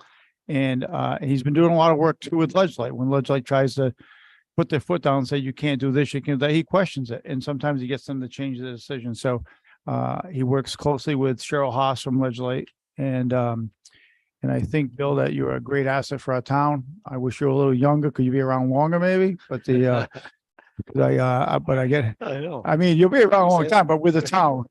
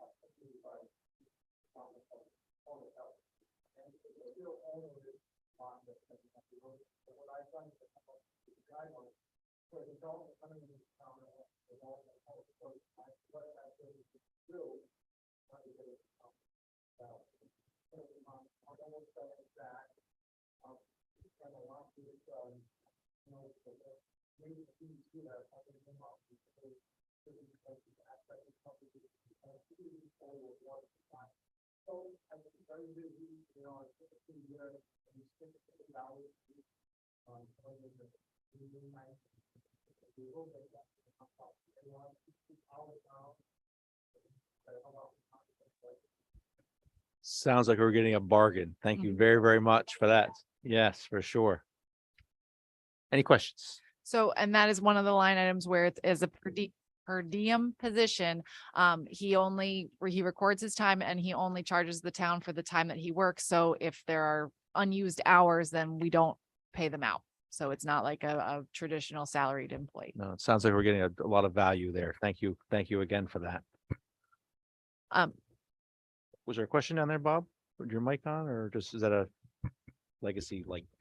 Okay, and so the last few items are zoning board of appeals. We hold $100 in that line item in case they have meetings. They did not meet last year at all. The wetlands enforcement officer has the same increase as everyone else. Bill reviewed the Conservation Commission budget, and affordable housing is looking for $1,000 instead of the $500. They are looking to do more outreach events. They are looking to be able to do mailings. So it's just an increase in the operating of what they're looking to do next fiscal year. They have their commission has hit their stride and has a focus and is working towards a goal. So they need some more funding to meet that goal. Sounds aspirational. So now we can take questions on the land use budget Oh, overall. that concludes the portion of the. Any Great. questions out there in the audience for land use? Not feeling it? Okay. Next line item. Agenda item, sorry.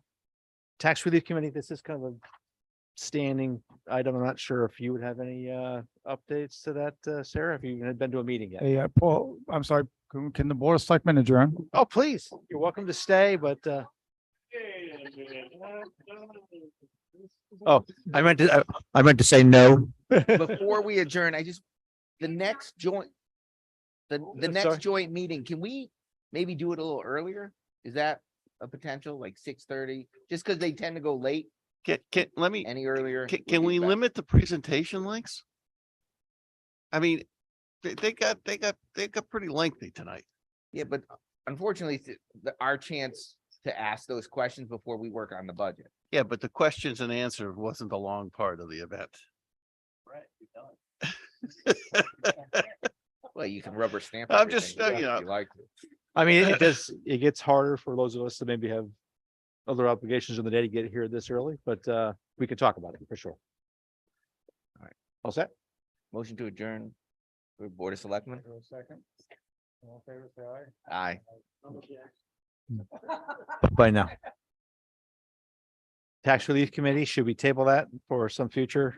Can I Okay. just give, so Oh. in case anyone is interested, we are recording the meetings. They are hybrid.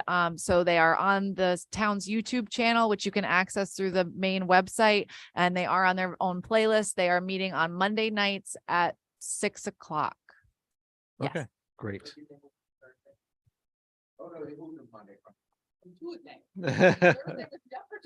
There's only, Monday nights at 6 o'clock.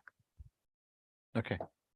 Dan, do you have something? I'd like to make a motion to table the review of minutes. Yeah, sure, we can go after those at another time, I guess, fine. Reports, we can do the same thing. I'm not sure that we have any. Public comments, I did have one announcement. Board of Ed Chair has asked this board, Board of Finance, to review their last meeting. It's out there on their website.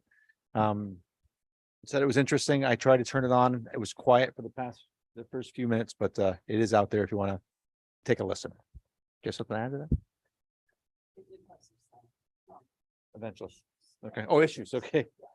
Dan, you can go. Motion Oh, adjourned. no. So the, I didn't think that's what you're doing. So I just want to let you guys know the auditor is going to be doing the presentation at the meeting on the 15th. So in addition to the budget presentations, we are also getting the audit presentation. So who No, want it to will be present? hybrid. Who's on the 15th on that? on that day? The Ambulance Association, the Wheeler Library, The auditor Recreation, and the auditor. and the auditor. And It's the another auditor full will be slate. around, the auditor, I think, would be at 7 o'clock because that's what we. So begs the question, what the hell are you trying to do to us? I'm sorry. Tis the season. Auditor presentation added to, I know. Motion to adjourn. Look at, I'm waiting for public comments. That's right. Anybody from the audience have a public comment they'd like to share?